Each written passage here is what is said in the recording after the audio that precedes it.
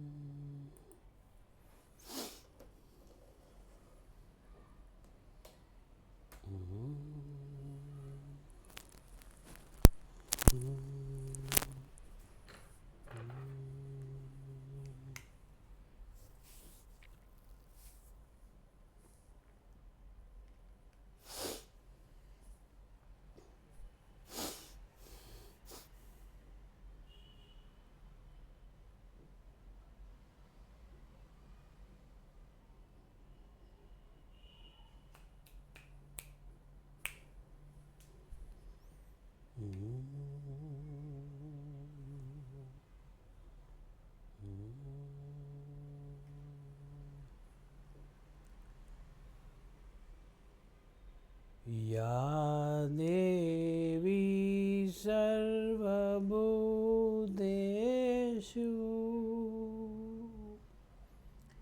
विद्यारूपेण संस्थिता या देवी सुमंगलं भगवती नारी रूपेण संस्थिता नमस्तस्यै नमस्तस्यै नमस्तस्यै नमो नमः. સર્વવાલા વિદ્યાર્થીઓ, પ્રેમીજનો અને મારી વાણીને સાંભળવા આવેલા આપ સર્વનું હાર્દિક સ્વાગત છે. ચાલો ચાલો ચાલો, આજે આપણે આવ્યા છીએ યુથ વિદ્યાકુલના એવા પ્લેટફોર્મ ઉપર કે જ્યાં સરસ મજાની વાતો સાથે સરસ મજાનું good afternoon, hello sir, good ગુજરાતીમાં લખ્યું છે, બહુ સરસ મજાનું લાગે છે. અને એ બાબતોની સાથે આપણે અહીંયા ભણવા માટે આવ્યા છીએ. યુથ વિદ્યાકુલના આજના લેક્ચર લગભગ ચોથો ને પાંચમો પાઠ પૂરો થાય ત્યાં સુધી ચાલશે. એટલે તમારે સમજી લો કે 1.5 થી પોણા 2 કલાક પાકું ગણવાનું છે. હાય સર, હાય, એકદમ હાય, બરાબર છે? ઓકે. હા, હવે દુનિયાની અંદર સરસ મજાની વીજળીઓ થઈ રહી છે. યસ. હા, બાપુનો લેક્ચર 3 વાગે છે, એટલે ચિંતા ન કરશો, 3 વાગ્યા સુધીમાં તો હું પતાવી જ દઈશ. ઓકે. અને તમને ફ્રેશ થવાનો પણ સમય આપીશ. સરસ મજાની આપ જોઈ રહ્યા છો કે પરીક્ષા રૂપી જે શક્તિઓ આવી રહી છે અને એને આપણું સુદર્શન ચક્ર વીંધી નાખવા માટે તૈયાર થઈ ગયું છે. અને આ બધાની વચ્ચે હું અને તમે આપણે બરાબર ધ્યાન રાખ્યો સરસ મજાની તૈયારી સાથે આવ્યા છીએ. ત્યારે હવે સરસ મજાની વાતો કરતાં કરતાં ઓકે, હું મારું બધું સાધન સામગ્રી હથિયારો લઈ લઉં. ઓકે. હું ભારતના વિદ્યાર્થી તરીકે શપથ લઉં છું કે ગમે તેવી મુશ્કેલીનો સામનો કરીને ખૂબ જ મહેનત કરી પૂરા આત્મવિશ્વાસ સાથે યુથ વિદ્યાકુલ દ્વારા જે ભણાવવામાં આવે છે તે પૂરી નિષ્ઠાથી ભણીશ. ખોટી વાતોમાં આવીશ નહીં, ખોટી કોમેન્ટ કરીશ નહીં. હું મારા ગુરુજી અને માતા પિતાનો આદર કરીશ અને હું એવી દરેક પ્રવૃત્તિનો ત્યાગ કરીશ કે જે મારા લક્ષ્યને મેળવવા માટે બાધારૂપ હોય છે. ઓકે, સરસ. ચાલો, પ્રકરણ નંબર 4, ભારતનો સાહિત્યક વારસો. વેદો કેટલા છે ને કયા કયા 2 માર્ક્સની અંદર આપણને પૂછાય. આમાંથી 3 માર્ક્સનો એક પ્રશ્ન પૂછાય છે. ધ્યાન રાખજો. 3 માય ગોડ 3 કેમ ગયું? અહીંયા 3 છે, ભૂલી ગયો. આમાંથી આપણને પરીક્ષામાં 3 ગુણમાંથી 3 ગુણનો એક પ્રશ્ન પૂછાય એવું મને લાગી રહ્યું છે. એટલે ખાસ તમારે ધ્યાન રાખવાનું છે. હા, હું એ જ કહું છું. આ હિન્દીવાળાના જીલની વાત સાચી છે. ખબર નહીં શું ચાલે છે. હજી તો કાલે તો એવું થયું કે મેં જો લેક્ચર સ્ટાર્ટ ન કર્યું, થોડુંક વહેલો હતો તો ચાલુ ન કર્યું ત્યાં તો આ બહુ અચ્છા પડ્યા. ત્યારે ભણાવવા તો દો મને પહેલાં. हाँ, खबर नहीं શું ચાલતું હોય. બહુ ઓછા પડાતે હો, ના ગए કોણ ક્લાસ में એવું બધું ચાલ્યા જ કરે છે. પણ એના તરફ આપણે નહીં જોવાનું. બરોબર છે. અભી મેરે को पढ़ाने दो, मैं थोड़ा बहुत पढ़ा लूँगा, बाद में आप मेरी तारीफ करना और तारीफ तब करना कि ये क्लास खत्म हो जाए. बाद में बीच बीच में तारीफे मत करना. પડી જઈશ હવે હું. ચાલો, હા, હું શું કહી રહ્યો હતો? હા, વેદો કેટલા છે? 4 વેદો છે. ઋગ્વેદ, સામવેદ, યજુર્વેદ, અથર્વવેદ. આ 4 વેદો સરસ મજાના છે જે ભારતના પ્રાચીન ગણાય છે. 1 માર્ક્સના ક્વેશ્ચનની અંદર એમ પૂછાય, આખું તમને સમજૂતી સાથે પૂછાય. બરોબર છે? Yes, okay, sorry for the late, કશો વાંધો નહીં, આવી ગયા એને મહત્વ પહોંચાય છે. ચાલો, વેદોની વાત આપણે કરવાની છે. તો વેદોનો અર્થ થાય છે જ્ઞાન. અને વેદો 4 છે: ઋગ્વેદ, સામવેદ, યજુર્વેદ, અથર્વવેદ. એમાં ભારતીય સાહિત્યમાં પ્રાચીનતમ પુસ્તક ઋગ્વેદ છે. આ ધ્યાન રાખજો. આ ઓબ્જેક્ટિવમાં પૂછાય 1 માર્ક્સના ક્વેશ્ચનની અંદર પ્રાચીનતમ પુસ્તક છે. એ શું છે? તો કે એમાં ટોટલ 1028 ઋચાઓનો સંગ્રહ છે. ઋચા એટલે કે ગાવા માટેની શ્લોક જેને કહી શકાય તે. ઋગ્વેદ 10 ભાગમાં વહેંચાયેલો ગ્રંથ છે. આ ઋચાઓમાં મોટા ભાગની દેવોને લગતી સ્તુતિ છે. આ સ્તુતિઓ યજ્ઞ પ્રસંગે કરવામાં આવતી હતી. તેમાંથી ઉષાને સંબોધન કરતી કેટલીક સ્તુતિઓ ખૂબ જ મનમોહક છે. મનમોહક આપણને ગમી જાય એવી. આ ગ્રંથ સપ્ત સિંધુ પ્રદેશમાં વસેલા આર્યોનો રાજકીય, સામાજિક, ધાર્મિક તેમજ આર્થિક બાબતોનું વર્ણન કરતો ગ્રંથ ગણવામાં આવે છે. ઋગ્વેદ પછી બીજા 3 વેદોની રચના કરવામાં આવી છે, જેની અંદર સામવેદની અંદર ઋગ્વેદ પછી 3, એમાં સામવેદ છે પહેલો. ઋગ્વેદની ઋચાનું ગાન કેમ કરવું એ સામવેદની અંદર બતાવવામાં આવ્યું છે. ઋગ્વેદમાં લખાયેલી જે 1028 ઋચા છે એને કેમ ગાવું તે આની અંદર બતાવ્યું છે. અને આ શ્લોકોમાં રાગ અને લય સાથે ગવાતા હોવાથી સામવેદને સંગીતની ગંગોત્રી કહેવાય છે. આ ધ્યાનના પરીક્ષામાં પૂછાય, સંગીતની ગંગોત્રી તરીકે કયો ગ્રંથ ઓળખાય છે? તો સામવેદ સંગીતની ગંગોત્રી તરીકે ઓળખાય. પછી છે યજુર્વેદ, જે યજ્ઞનો વેદ છે. આ વેદ ગદ્ય અને પદ્ય સ્વરૂપમાં લખાયો છે. અને યજ્ઞ કરતી વખતે બોલવામાં આવતા મંત્રો છે, એમના શ્લોકો છે અને ક્રિયાવિધિઓનું વર્ણન તેમાં કરવામાં આવ્યું છે. વેદનું નામ છે યજુર્વેદ. અને છેલ્લે છે અથર્વવેદ. અથર્વવેદમાં અનેક પ્રકારના કર્મકાંડ એટલે જે વિધિઓ છે તે બ્રાહ્મણ વિધિઓ અને સંસ્કારોનું વર્ણન કરવામાં આવ્યું છે. સારી બાબતોનું વર્ણન છે અહીં કરવામાં આવ્યું છે. પ્રાચીન ભારતના સાહિત્યનો પરિચય. 10 થી 11:30, 3 થી 5 બાપુનું લેક્ચર. તમારો 1 થી કેટલા વાગ્યા સુધી છે? ઓકે, હા. કર્મકાંડ પહેલાં જવાબ આપી દો. મારો લેક્ચર 1.5 કલાક, 1.5-2 કલાકનો રહેશે. એટલે 2.5 થી 3:45 વચ્ચે છોડી દઈશ. બીજું છે કર્મકાંડ એટલે શું? કર્મકાંડ એટલે હિન્દુ ધર્મની કરવામાં આવતી વિધિઓ. લગ્નની અંદર વિધિ હોય, મૃત્યુની અંદર વિધિ હોય, પાણી ઢોળ 12મું 13મું કર્યું હોય એની વિધિ હોય, એ બધી છે. બરાબર છે? ઓહો, કઢી ખીચડી ખાઈ લો અને સાથે સાથે ભણતા જાઓ. ચાલો, પ્રાચીન ભારતના સાહિત્યનો પરિચય કરાવો. 3 ગુણની અંદર મારી દ્રષ્ટિએ પૂછી શકાય એવા આ સરસ મજાના પ્રશ્નોને દોર આપણે અત્યારે લઈ રહ્યા છીએ. એટલે બરોબર ધ્યાન રાખજો. 3 નેટ બધે નેટ વચ્ચે જ આપણે 100 MS અંદર લેક્ચર લઈ રહ્યા છીએ. એટલે તમારું નેટ અતિશય ઓછું વપરાશે. Don't worry, B happy. અગાઉ પણ આપણે ખાસ વાત કરી ચૂક્યા છીએ. એટલે કંઈ વાંધો નહીં. લો ક્વોલિટી ન થાય તો પણ નેટ તમારું બચશે. આવું લગભગ આપણે અગાઉ પણ કહી ગયું છે. બીજું કે કદાચ લો ક્વોલિટી ન થાય તો તમારે શું કરવાનું છે એ તમને કહી દઉં છું. જે લેક્ચરો જોઈ શકાય એટલા જોવાના, નથી જોવાતા એ આવતીકાલે પાછા આપણા પેલામાં હોય છે એ જરાક જોઈ લેવાના, બરાબર. એ છે. બીજું કે મમ્મી કે પપ્પા કે કોઈનું પણ હોટસ્પોટ છે આજના દિવસે માગીને લઈ લેવાનું. બરાબર છે. આપણે શિરડી વાલે સાઈ બાબા આયા હે તેરે દર પે સવાની દર પે સવાની, બરાબર. એટલે કોઈક ને કોઈક તો આપશે, બિચારાને ભણવું છે, બરાબર છે, એટલે વાંધો ન આવે. હા, બરાબર છે.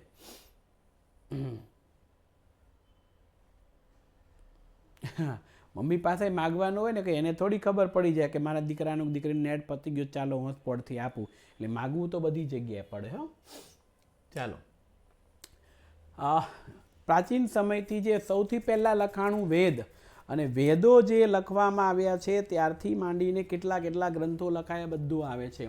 4 વેદો, ઋગ્વેદ, સામવેદ, યજુર્વેદની અર્થવેદ છે જે આપણે જોઈ ગયા. એમાં પછી લખાણું ઉપનિષદો, બરાબર. આ સાહિત્યમાં બ્રહ્માંડનો આરંભ, ઉપનિષદ સાહિત્યનું જે ગ્રંથ છે ને એમાં બ્રહ્માંડ કઈ રીતનો આરંભ થયો, તે જીવન શું છે, મૃત્યુ શું છે, અને ભૌતિક એટલે સુખ સગવડની, આધ્યાત્મિક એટલે ઈશ્વર ગોડની પ્રાપ્તિ માટેની જગત, જ્ઞાન, પ્રકૃતિ અને બીજા અનેક દાર્શનિક પ્રશ્નોનું, એ દાર્શનિક એટલે મૂળ પ્રશ્ન જીવન મૃત્યુના છે એના વિવેચન એટલે રજૂ કરવામાં આવે. પછી બૃહદારણ્યક અને છાંદોગ્ય નામના શરૂઆતના ઉપનિષદ, શરૂઆતની અંદર 2 ઉપનિષદો લખાણા, એક બૃહદારણ્યક અને બીજું છે છાંદોગ્ય. આ ઉપનિષદો સંવાદના સ્વરૂપમાં છે. સંવાદ એટલે કે ડાયલોગના સ્વરૂપમાં છે. મુક્તિકો ઉપનિષદમાં 108 સંખ્યા છે. જો મુક્તિકો એ ઉપનિષદનું નામ છે. શરૂઆતમાં લખાણા બૃહદારણ્ય અને છાંદોગ્ય એ 2 ઉપનિષદના નામ છે, અને એમાં મુક્તિકો નામના ઉપનિષદમાં આવી 108 સંખ્યાઓ બતાવવામાં આવેલી છે. એટલે આ ઉપનિષદોની વાત પણ અહીંયા કરી છે. સાથે સાથે બ્રાહ્મણ ગ્રંથોની રચના થઈ છે અને એની વાત પણ આપણે કરવાના છીએ, બરાબર છે. હા, એટલે એમ પણ થઈ શકાય તો પણ આપી દે કે વેદોના મંત્રોનો અર્થ સમજવા માટે એના ઉપર પદ સ્વરૂપમાં લખવામાં આવેલી ટીકાઓ, ટીકાઓ એટલે આમ ટીકા એટલે ટિપ્પણી થાય કોઈના ઉપર ખરાબ બોલ, પણ અહીંયા એના અર્થમાં નથી લીધી, પણ જે વેદો છે એના અર્થ શું થાય છે, મંત્રનો અર્થ શું થાય છે, એ અર્થને સમજવાના ભાગ સ્વરૂપની અંદર જે લખાણ કરવામાં આવ્યું છે તે ટીકા તરીકે ઓળખાય ને એને બ્રાહ્મણ ગ્રંથ તરીકે ઓળખવામાં આવે છે. એમાં જુદા જુદા યજ્ઞો અને તેને લગતી વિધિઓનું માર્ગદર્શન આપવામાં આવ્યું છે, બરાબર છે. એટલે અહીંયા આપે છે. ઓકે, હા, ટીકા એટલે એમ ધ્યાન દોરવાની વાત છે, બરાબર છે, એના અર્થમાં લીધું છે. આપણે કેમ ઓલ્ડ હોય તો ઓલ્ડ એટલે વૃદ્ધ પણ થાય ને ઓલ્ડ એટલે જૂનું પણ થાય, વાક્ય દ્રષ્ટિની જેવું હોય છે તેમ. પછી આપણને આપો છે આરણ્યકો. આ ગ્રંથો છે આરણ્યકો. આર્યો તેમના જીવનનો અંતિમ સમય આરણ્ય એટલે કે વનમાં જઈને ગાળતા, વિતાવતા. વન અને આરણ્ય, આરણ્ય એટલે જંગલ તરીકે ઓળખાય છે. અને ત્યાં જઈને સતત ચિંતન કરતા, મનન કરતા, અને એમાં જે તત્વજ્ઞાન એને સૂઝ્યું છે એનાથી ભરપૂર સાહિત્યનો ખજાનો એટલે આરણ્ય ગ્રંથો, જે પ્રાચીન કાળના સમયથી લખાતો આવે છે. પછી આવે છે વેદાંગ સાહિત્ય. આ સાહિત્યની અંદર કર્મકાંડ, એક વિષય કર્મકાંડ છે, એના ઉપર બીજું જ્યોતિષ છે, ત્રીજું વ્યાકરણ વિવિધ છે, ચોથું ખગોળશાસ્ત્ર છે, વગેરેનો સમાવેશ વેદાંગ સાહિત્યની અંદર કરવામાં આવે છે. અને પછી વાલ્મીકી રચિત રામાયણ અને મહાભારત પણ આવે છે. ભારતના 2 મહાકાવ્ય રામાયણ અને મહાભારત છે તે પ્રાચીન ગ્રંથો અહીંયા આપણને આપવામાં આવ્યા છે. ત્યાર પછી કૌટિલ્યનું અર્થશાસ્ત્ર, વહીવટીય વિજ્ઞાનની કૃતિ, જેને સ્મૃતિ ગ્રંથ તરીકે ઓળખવામાં આવે છે. આ સમયગાળા દરમિયાન અનેક શાસ્ત્રો અને સ્મૃતિ ગ્રંથો લખાયા હતા. એમાં વિજ્ઞાન, તત્વજ્ઞાનના ગ્રંથો છે. એમાં આ ધ્યાનમાં રાખજો, કૌટિલ્યનું અર્થશાસ્ત્ર વહીવટી વિજ્ઞાનની કૃતિ છે. આ પરીક્ષાની અંદર આપણને પૂછાય છે, એટલે વહીવટીય વિજ્ઞાનની કૃતિ છે. સ્મૃતિ ગ્રંથો એટલે યાદગીરી માટે લાંબા સમય સુધી સાચવવાના હોય છે એવા ગ્રંથો. અને સ્મૃતિ ગ્રંથોમાં ધર્મ દ્વારા અનુમોદિત અનુમોદિત એટલે અમલમાં આવેલા કર્તવ્ય, રિવાજો, નિયમો આપવામાં આવ્યા છે. અને આ બધાની સાથે જે ત્રિપિટક ગ્રંથોની રચના થઈ છે, બરોબર છે, વહીવટીય વિજ્ઞાન, હા, ધંધો બિઝનેસ કેમ ચલાવો, રાષ્ટ્ર કેમ ચલાવો તે, બરોબર છે. હા, કયા પાઠમાંથી કેટલા માર્ક્સના પ્રશ્નો પૂછ્યા છે એ પણ હું તમને કહેવાનો છું, એટલે ખાસ બધા ધ્યાનમાં રાખજો, બરોબર છે. હા, આઈએમપી પ્રશ્નો પણ આવશે. બોર્ડે જે નમૂનાનું પ્રશ્નપત્ર કાઢ્યું છે એ પ્રમાણે આજે હું છણાવટ કરવાનો છું કે એણે કયા ચેપ્ટરમાંથી કેટલું અને કઈ રીતના લીધું છે તે, બરોબર છે. ભૂગોળ એટલે જમીન ને ખગોળ એટલે હા, બસ એમ. ખગોળીય ઘટના કે તો આકાશમાં બનતી ઘટના જેને કહેવાય, અને ભૂગોળીય એટલે જમીન સપાટી ઉપર બનતી ઘટના, બરોબર છે. હા, અને આજે આઈએમપી પ્રશ્નો ચાલી રહ્યા છે એટલે ખાસ ધ્યાન રાખજો. બધું હું તમને આજે કરી દઈશ, તમે ડોન્ટ વરી, બી હેપી, ગભરાશો નહીં. ચાલો, હવે પ્રારંભિક બૌદ્ધ સાહિત્ય પાલી ભાષામાં લખાયું, તો આ ધ્યાન રાખજો, પાલી લિપિ તરીકે ઓળખાય. પછી તો એ ભાષાનું સ્વરૂપ મળ્યું ને એમાં બધી રચના થઈ છે. એમાં 3 ભાગમાં વહેંચાયેલા ત્રિપિટક કહેવાય છે. આપણે વિનય પિટક, સૂત પિટક અને અભિધમ્મ પિટક તરીકે ઓળખાય છે. પછી આપણને આપવામાં આવે છે આ તમિલ, તેલુગુ, કન્નડ અને મલયાલમ નામની 4 દ્રવિડ ભાષામાં જે સાહિત્યનો રચના થઈ છે, જે સાહિત્યનો વિકાસ થયો છે, જેનું સૌથી જૂની ભાષા તમિલ સાહિત્ય છે, જે ઈસવીસનના પ્રારંભ જેટલી જૂની છે. એટલે અત્યારે 2022નું વર્ષ ચાલે છે, 2021નું વર્ષ ચાલે ત્યાં 2022નું વર્ષ ચાલે, સોરી, અને 2022નું વર્ષ ચાલે એટલે 2022 વર્ષ પહેલાં જ્યારે ઈસવીસનની શરૂઆત થઈ હતી ત્યારે લખાયું હતું. અને હવે અહીંયાથી નવો પ્રશ્ન છે એ શરૂ થઈ ગયો છે, એટલે ખાસ ધ્યાન. અહીંયા આપણો પ્રાચીન ભારતનું જે સાહિત્યની રચના થઈ છે તે સવાલ પૂરો થઈ ગયો અહીંયા, અને હવે નવો સવાલની રચના અહીંયા શરૂ થાય છે, અને એ છે પરીક્ષામાં આપણને પૂછી શકાય તેવો ખૂબ અગત્યનો પ્રશ્ન છે. અને પ્રશ્ન કંઈક 3 ગુણમાં આપણને પૂછતા હોય છે કે પ્રાચીન ભારતના મહાકાવ્ય રામાયણ અને મહાભારતની સમજૂતી આપો, બરોબર છે. તો તે પ્રાચીન ગ્રંથો છે, તેમાં 2 લઈ લેવાના. એક મહાકાવ્યમાં રામાયણ છે અને એનાથી ને મોટું મહાભારત. એમ લોકડાઉનની અંદર આપણે જોયું હોય રામાયણ મહાભારત, કારણ કે ટાઈમ ન હતો એટલે એ રીતે મૂક્યું હતું. તો આ મહાકાવ્યોનું વર્તમાન સ્વરૂપ ઈસવીસનની 2જી સદીના સમયગાળામાં મળ્યું હતું, અને રામાયણમાં અયોધ્યાના રાજવી રામચંદ્રની કથા છે અને તેની રચના છે વાલ્મીકીએ કરી હતી. એટલે ધ્યાન રાખજો, રામાયણની રચના મહર્ષિ વાલ્મીકીએ કરી, અને મહાકાવ્ય એ મહાભારત કરતાં ઘણું નાનું છે. મહાભારત કરતાં રામાયણ નાનું છે, અને તેમાં અનેક દિલચસ્પ ઘટના તથા સાહસનું વર્ણન છે, ભગવાન શ્રી રામચંદ્રના જીવન ચરિત્રની વાતો. જ્યારે મહાભારતની અંદર લગભગ 1 લાખ શ્લોક છે, આ ધ્યાન રાખજો, અને તે સૌથી વિશ્વની અંદર સૌથી મોટો ગણાતો જો કોઈ ગ્રંથ હોય છે તો એ છે મહાભારત.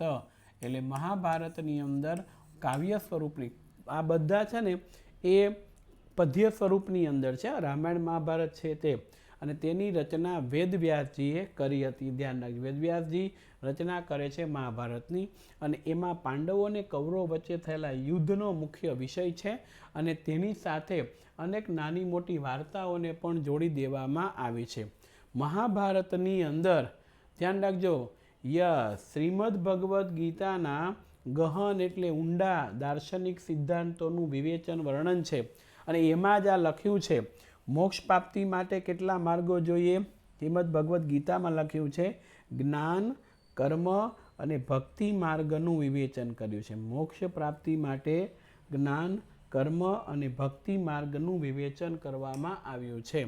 અને રામાયણ ને મહાભારત બંને મહાકાવ્ય સદીઓ સુધી કરોડો લોકોના વિચારો અને સાહિત્ય સર્જન ઉપર, બરોબર છે, સાહિત્ય સર્જન ઉપર ગહન પ્રભાવ પાડ્યો છે, અને ભારતની અંદર ખૂબ સંસ્કાર તત્વચિંતનની વાત છે. મહાભારતની રચના વેદવ્યાસ, પરંતુ શ્રી ગણેશે મહાભારત લખ્યું ને સર, એમાં અનેક લેખકો છે, અનેક ભાષાની અંદર એ રચનાઓ કરે છે.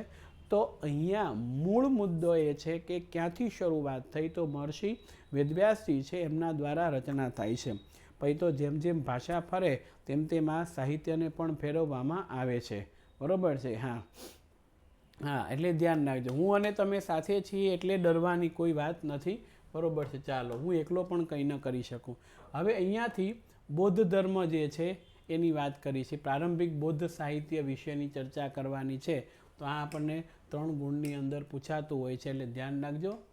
3 ગુણની અંદર બૌદ્ધ સાહિત્ય પૂછાય તો આ લખવા દેવાનું કે પ્રારંભિક બૌદ્ધ સાહિત્ય પહેલું લખવાનું કે પાલી ભાષાની અંદર લખાયું હતું અને આ સાહિત્યને 3 ભાગમાં વહેંચાયું છે. ત્રિપિટક તરીકે ઓળખાય, જેમાં એક છે શુદ્ધ પિટક, બીજા ગ્રંથનું નામ છે વિનય પિટક, ત્રીજા ગ્રંથનું નામ છે અભિધમ્મ પિટકનો સમાવેશ થાય છે. બરોબર છે. આ ઉપરાંત બૌદ્ધ સાહિત્યમાં અન્ય ગ્રંથો લખાયા હતા અને ખાસ કરીને પંચતંત્રની વાર્તા છે, ભગવાન બુદ્ધની કેટલી કથાઓ છે, ભગવાન બુદ્ધના જીવન ચરિત્ર ઉપર આધારિત હોય એવી કથાઓ પણ કરવામાં આવી છે. અને મિલિંદ પન્નો નામનો મહત્વનો ગ્રંથ છે. બરોબર છે. ધ્યાન રાખજો. મિલિંદ નામનો ગ્રીક રાજા અહીંયા આવે છે અને બૌદ્ધ આચાર્ય નાગાર્જુનની સાથે જે સંવાદ ધર્મનો કરે છે એ બે વચ્ચે લખાયેલો ગ્રંથ જેને મિલિંદ પન્નો તરીકે ઓળખવામાં આવે છે. એટલે એ અહીંયા બૌદ્ધ સાહિત્યનું ગ્રંથ છે. ગુજરાતી સાહિત્ય 3 ગુણમાં ગુજરાતી સાહિત્ય પૂછાય. આદિ કવિ નરસિંહ મહેતાથી ગુજરાતી, આદિ એટલે જેણે શરૂઆત સૌથી પહેલાં કરી છે એની વાત કરે છે. આદિ કવિ નરસિંહ મહેતાના જીવન ચરિત્રથી બરોબર છે ચાલુ કરીને પછી જે શરૂઆત થઈ છે લખવાની તે નરસિંહ મહેતાએ પણ આ કહેવામાં આવ્યું છે. બરોબર છે. એટલે અહીંયા આવે ને કે વાયાને વાદળિયું મટ્યા, ગોકુળમાં ટહું ક્યાં મોર મળવા, આવો સુંદર વર્ષામળિયા, એટલે એને કહેવામાં આવે છે. આદિ એટલે આમ આદિમાનવ થાય, પણ અહીંયા જેને શરૂઆત કરી છે એના અર્થમાં તો નરસિંહ મહેતાએ શરૂઆત કરી છે. ગુજરાતી ભાષામાં પદ્ય રચાતું કહીને ગુજરાતી ભાષામાં અનેક પ્રવૃત્તિનું ખેડાણ એટલે સુધારો થતો ગયો. નરસિંહ મહેતા મીરાબાઈ થઈ ગયા ને, હવે ને પાયોજી મેને રામ રતન ધન પાયોજી મેને રામ રતન ધન પાયો. એટલે આ પછી દયારામ કવિ થઈ ગયા છે. અખાના છપ્પા, પ્રેમાનંદ, પ્રીતમ, ગંગા સતી. બરોબર છે. ગંગા સતીનું ભજન વીજળીને ચોમકારે મોતીડા પરોવો બાઈજી, અચાનક અંધારા થાશે રે. વીજળીને ચમકારે એટલે વીજળીનો ચમકારો થાય ત્યાં મોતી પરિણામ, એમ નહીં, વીજળીનો ચમકારો થાય ને મોતી પરોવે એટલે કે જીવન તમે જ્યારે સારા છો ને જીવાય છે ત્યારે ભક્તરૂપી ભજનરૂપી અલ્લાહ ઈશ્વરને યાદ કરી એનું ધ્યાન ધરી શકો એની વાત કરવામાં આવી છે. બરોબર છે. સારું કર્મ કરો, સત્ય બોલો, કરુણા રાખો, પ્રેમ ભાવ રાખો, એની વાત કરી છે. આ મોતી પરોવવું એટલે ઉપમા અલંકાર આપવામાં આવ્યો છે.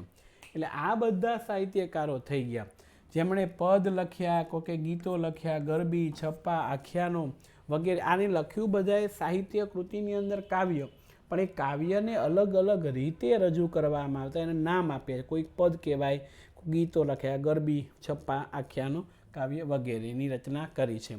એ પછી નર્મદ, નવલરામ, મહેપતરામ, રૂપરામ, નીલકંઠ, ગોવર્ધનરામ ત્રિપાઠી, કિશોરલાલ મહેરવાળા, પન્નાલાલ પટેલ, ઉમાશંકર જોશી, ચંદ્રકાંત બગશી, ચંદ્ર બધારે ગુજરાતી સાહિત્યને સમૃદ્ધ બનાવ્યું હતું.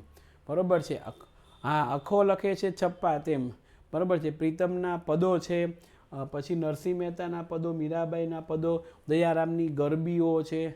આ રીતના બધું લખે છે જે ગુજરાતીમાં તમે ભણી ગયા હોય. બરોબર છે. મને બહુ આઈડિયા નથી પણ એટલું એવું તો હોય જ છે. ચાલો, હવે જે આપણે વાત કરવાના છે એ પ્રશ્ન છે ગુપ્ત યુગને સંસ્કૃત કાવ્ય અને નાટ્ય કલાના વિકાસનો સુવર્ણ યુગ કહેવાય છે, વિધાન સમજાવો. એટલે 3 ગુણની અંદર આપણને પૂછી શકાય તેવા પ્રશ્નો હવે આપણે અત્યારે સ્ટાર્ટ કર્યા છે. દરેક ચિત્ર ખાસ ધ્યાન રાખવાનો પ્રયત્ન કરશે જી. ઓકે, ઓકે, ચાલો. તો ગુપ્ત યુગને સંસ્કૃત સુવર્ણ યુગનો નાટક કહેવાય, કલાનો યુગ. કારણ કે આ સમયમાં એટલે ગુપ્ત યુગના સમયમાં કાલિદાસ, ભૌભૂતિ, ભારવી, ભૃતહરિ, બાણભટ્ટ ને માધવ આ બધા કવિઓ છે એ થઈ ગયા. અને એ બધા જે કવિઓ થઈ ગયા છે એ કવિઓએ અહીંયા જે રચના કરી છે તે ફોટોગ્રાફ સાથે તમને બતાવું છું. આ તમામ ભારતમાં વિખ્યાત હતા. વિખ્યાત જ હોય ને, કારણ કે એમની જે સાહિત્ય કૃતિની રચના કરી છે, કોઈ કે સંસ્કૃતમાં તો કોઈ કે અન્ય ભાષામાં, અને દુનિયાભરની અંદર જાણીતી થયેલી છે, માટે એ વિખ્યાત હતા એવું આપ્યું છે. જેમાં કાલિદાસ તો વિશ્વ પ્રસિદ્ધ થઈ ગયા હતા. એણે જે રચના કરી છે એની નાટ્યકલામાં કુમાર સંભવ, રઘુવંશ, મેઘદૂત, ઋતુસંહાર, અભિજ્ઞાન શાકુંતલમ, આપણે અગાઉ જોઈ ગયા, અભિજ્ઞાન શાકુંતલમ, માલવિકાગિની મિત્રમ, વિક્રમો વશિયમ, આ 3. એના સિવાય અહીંયા કુમાર સંભવ, રઘુવંશ, મેઘદૂત, ઋતુસંહાર આ બધું છે એની રચના થઈ. અને એ બધી રચના મહર્ષિ છે કાલિદાસજી છે એમના દ્વારા રચના કરવામાં આવે છે. એટલે એ આપણે ખાસ ધ્યાન રાખીશું. આ કાલિદાસ. બાણભટ્ટ કવિએ જે રચના કરી છે એનું નામ છે હર્ષચરિત. એમાં સમ્રાટ હર્ષવર્ધનના જીવન ચરિત્રનું આલેખન છે. અને કવિ બાણે બીજું એક રચના કરી, કાદંબરીની રચના કરી. આ સમયમાં અનેક ગ્રંથોમાં ભભૂતિ નામના ઋષિ થઈ ગયા. તેણે ઉત્તર રામચરિત્રની રચના કરી. ભારવીએ કિરાતાર્જુન્યમ નામની ગ્રંથની રચના કરી છે. વિશાખા દત્તનું મુદ્રા રાક્ષસ, શુદ્રકનું મૃચ્છકટિકમ, દંડીએ 10 કુમાર ચરિત્ર એટલે 10 રાજકુમારોની વાતોનો ગ્રંથ છે. એટલે કે તમે સંસ્કૃત જેને રાખ્યું હશે એને ભણ્યા હશો. આ ગ્રંથોના મુખ્ય વિષયમાં રાજકારણોની ઘટનાઓ હોય છે, પ્રણય એટલે મિલન પ્રસંગ હોય છે, રૂપકો અને હાસ્ય પ્રસંગો છે એમની રચના કરવામાં આવી. અને આ બધી સંસ્કૃતમાં આવે છે. Very good. અને આ બધું જે રચના કરવામાં આવી છે તે ગુપ્તકાલીન સમયની અંદર રચના થઈ. હવે દ્રવિડ કુળનું સાહિત્ય છે. તમિલ, તેલુગુ, કન્નડ અને મલયાલમ નામની 4 ભાષા દ્રવિડ કુળની છે. અને આ સમયની અંદર સૌથી જૂની ભાષા તમિલ છે. આજે તમિલ, તેલુગુ, કન્નડ ને મલયાલમ છે, એમાં સૌથી જૂની ભાષા તમિલ. અને તેનું સાહિત્ય ઈસવીસનના પ્રારંભ એટલે શરૂઆત જેટલું છે. ભારતની પ્રચલિત પરંપરા અનુસાર 3 સંગમની રચના થઈ. આ જરા ધ્યાન રાખજો. સંગમ સાહિત્ય એટલે એકથી વધારે વિષયોની ભેગી કરીને જે રચના કરવામાં આવે છે તે, બરાબર છે? એટલે આ બધું આવ્યું છે સંગમ સાહિત્ય. એમાં અનેક સંતો અને કવિઓએ પોતાની રચના કરી અને બધા વિષયો સાહિત્યને સંગમ કહેવાય છે. જેમ કે સંગમ સાહિત્યમાં 3 વિષય. પહેલું છે રાજનીતિ, બીજું છે યુદ્ધ, ત્રીજું છે પ્રેમ પ્રસંગ. આ સાહિત્યનો પ્રસિદ્ધ ગ્રંથ છે એતુ થોકી, કે જેની અંદર પ્રસિદ્ધ મુખ્ય ગ્રંથ સંગમ સાહિત્યનો પહેલો એતુ થોકી, જેની અંદર 8 કાવ્યોનું સંકલન છે. બીજું છે તોલ્કાપિયમ, જે વ્યાકરણનો ગ્રંથ છે. ત્રીજું છે પથ્થુપાતુ, જેમાં 10 ગીતોનો સંગ્રહ કરવામાં આવ્યું છે. ઓકે. બીજું, આ પૈકી કવિ તિરુવલ્લવુર નામના કવિ થઈ ગયા અને એણે કુરલ નામના પ્રખ્યાત ગ્રંથની રચના કરી.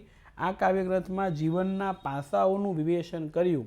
અને શિલ્પતિકારમને મણિમેખલાઈ પ્રારંભિક તમિલ સાહિત્ય છે. તો કોઈ મને કહેશે શિલ્પતિકારમને મણિમેખલાઈ છે ક્યારે લખાયા હશે? એને કીધું કે પ્રારંભિક તમિલ સાહિત્ય છે.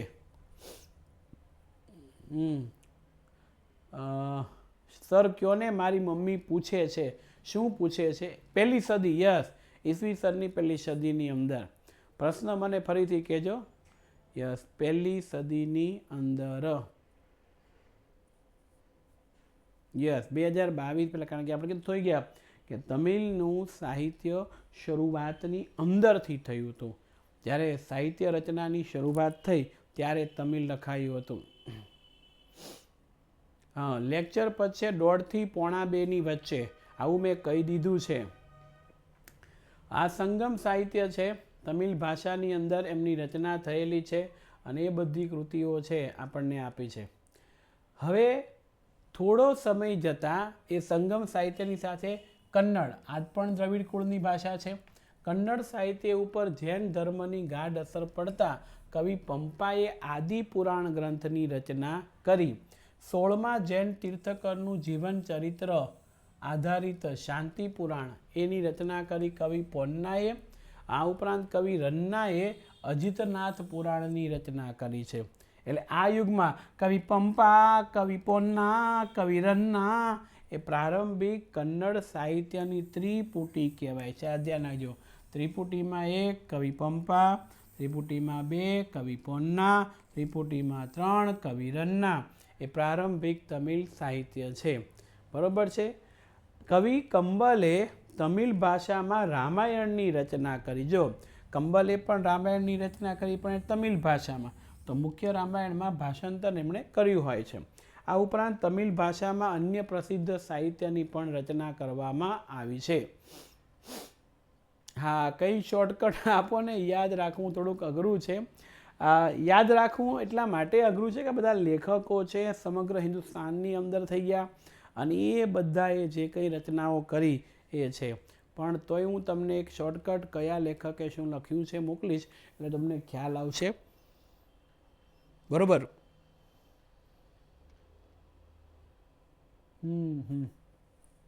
મધ્યકાલીન સાહિત્યનો પરિચય. મધ્યયુગની અંદર ઉત્તર ભારતમાં મધ્યયુગની શરૂઆતમાં સંસ્કૃત ભાષા છે એ સાહિત્યની બની. આ યુગમાં કાશ્મીરમાં 2 ગ્રંથો લખાયા. એમાં પહેલો છે આ સોમદેવે લખેલો કથા સરિત સાગર અને બીજો ગ્રંથ કલ્હણનો રાજત રંગીણી. એમાં રાજત રંગીણી જે ગ્રંથ છે ને એની અંદર કાશ્મીર જે રાજ્ય છે એનો આખો ઇતિહાસનું વર્ણન કરવામાં આવ્યું છે અને અત્યંત મહત્વપૂર્ણ ગ્રંથ ગણાય છે. સાચા અર્થમાં સર્વપ્રથમ ઐતિહાસિક ગ્રંથ છે. બરોબર છે. હા, એવું કહી દે ચોથા પાઠનું કહી દે. હા, 5મું પણ આજે છે. સમય જતાં બીજી મહત્વની ઘટના જયદેવે લખેલું ગીત ગોવિંદ કાવ્ય રચના થઈ. એની ગણના સુંદરમાં સુંદર કાવ્ય રચના થઈ. જયદેવ કવિ છે, એને લખના કરી ગીત ગોવિંદની. તે આ સમયે અપભ્રંશ એ ભૂલાઈ ગયેલી જુદી જુદી ભાષામાંથી આધુનિક ભારતીય ભાષાનો વિકાસ થયો અને એમાં કવિ ચંદબદરાય રચિત પૃથ્વીરાજ રાચો. ધ્યાન રાખજો, આ હિન્દી સાહિત્યનો પ્રારંભિક એટલે પહેલો ગ્રંથ હોય તો એ પૃથ્વીરાજ રાચો. પૃથ્વીરાજ ચૌહાણના વીરતાભર્યા કાર્યોનું વર્ણન કરતો આ જે ગ્રંથ છે તે ગ્રંથ હિન્દી સાહિત્યની રચનાથી ખૂબ જ થોડો અટપટો અને ખૂબ જ સરસ મજાનો લખાયેલો ગ્રંથ હતો. એની વાત આપણને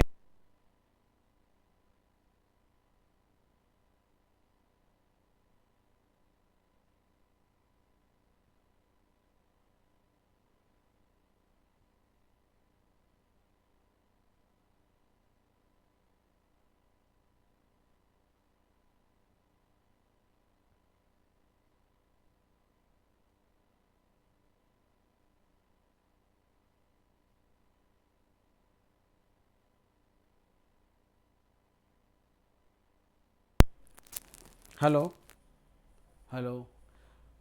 વોઇસ આવે છે? વોઇસ ક્લિયર આવે છે? હલો, બધાને ક્લિયર?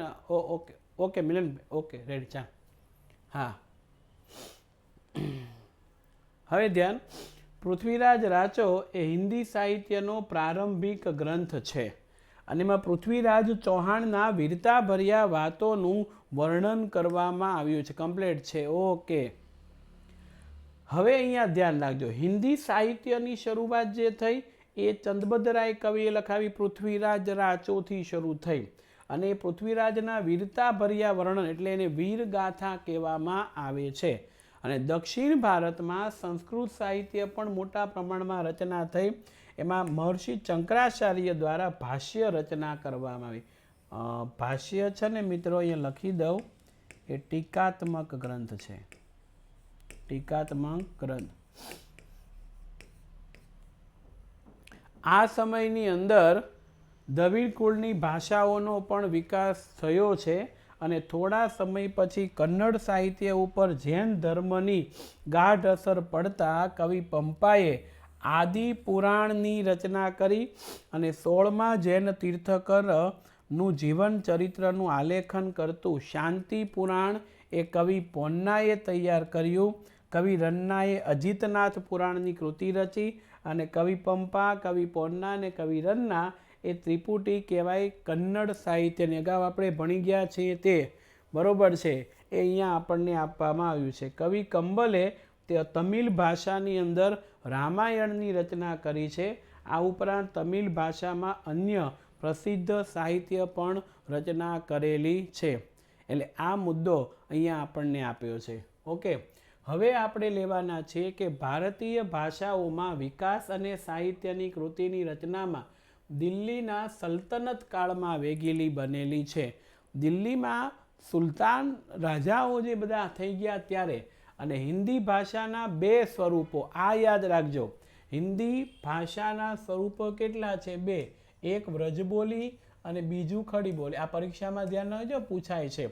એટલે હિન્દી ભાષાના 2 જે સાહિત્ય સર્જન છે એના 2 ભાગ છે. હિન્દી મૂળ ભાષા, એના 2 ભાગ સાહિત્ય સર્જન વખતે, એક વ્રજ અને બીજું ખડી બોલી. આ બંને ભાષામાં અનેક ભક્તિ ગીતોની પણ રચના કરવામાં આવી હતી. બરોબર છે, અનેક ભક્તિ ગીતોની રચના થઈ છે. યસ. હવે હિન્દી અને ગુજરાતી, આ ધ્યાન રાખજો. બંને ભાષાને કઈ ભાષા મળતી આવે તો રાજસ્થાની ભાષા એ હિન્દી અને ગુજરાતી ભાષાને મળતી આવે છે. અને એમાં પણ વીરગાથા લખે. એમાં આલ્હા, ઉદ્દલ, બીસલદેવ રાચો આ સમયની રાજસ્થાની ભાષામાં લખાયેલી વીરગાથા હતી. પણ કોંગ્રેચ્યુલેશન કે આ કોણે લખ્યું એનું વિસ્તૃત વર્ણન આપ્યું નથી. બરોબર છે.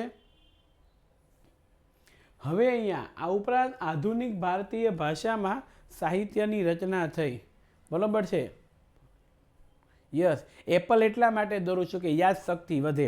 પેલો એપલ કંપનીના સ્થાપક, શું નામ પેલું, બિલ ગેટ્સ, શું નામ એનું, હું ભૂલી ગયો. એપલના આપણે મોબાઈલ ને બધું વાપરીએ છીએ એને સ્ટીવ જોબ્સ, સોરી ભૂલાઈ ગયો, સ્ટીવ જોબ્સ. સ્ટીવ જોબ્સ છે ને, એની જીવનની એક ગાથા છે. એણે એપલનું, મેં પહેલાં ક્યાંક વાંચેલું કે એપલનું અડધું ખાધેલું બટકું ભરેલું ચિહ્ન એણે કેમ રાખ્યું, તો જ્યારે એ હોસ્ટેલમાં ભણતા હતા ત્યારે એ હોસ્ટેલમાંથી ભણવાનું મૂકી અને એ બરોબર છે એ ત્યાંથી જતા રહ્યા. પછી હવે હોસ્ટેલમાં ભણતા હતા, હવે ત્યાં ભણે તો એને ખાવાનું મળે. એટલે આખો દિવસ એ શું કરે, એને કંઈક નવું કરવું છે, ક્રિએટિવ કરવું છે, જે એમની કોલેજમાં ભણાવવામાં ન આવતું હતું. અને આ કોલેજ છોડીને હોસ્ટેલમાંથી ભાગે છે. હવે એને કોઈ રાખે તેમ નથી, તો ખાવું પીવું શું, આ એક પ્રશ્ન હતો. એટલે એ આખો દિવસ પેલા સોડા બાટલીના પેલા ઢાંકણો આવે ને, સોડાની બોટલના ઢાંકણો પતરાના આવે, લોખંડ પતરાના, એ ભેગા કરે, સાંજ પડે એ દુકાનોમાં જમા કરાવે અને એની આવક થાય એમાંથી એપલ ખાતા, સફરજન. અને ખાધેલું સફરજન બચકું ભરેલું એ રાખ્યું અને એમને આપ્યું હતું. મેં સફારીમાં કે ક્યાંક વાંચ્યું હતું એ લેખની અંદર. અને પત્રકારોએ જ્યારે એ બહુ મોટા થઈ ગયા ત્યારે પૂછ્યું કે તમારી સફળતાનું રહસ્ય તો અમે જાણ્યું, પણ તમે આવું કેમ કર્યું, કે તમે તમારી કોલેજની છોડીને અધવચ્ચેથી કેમ ભાગ્યા?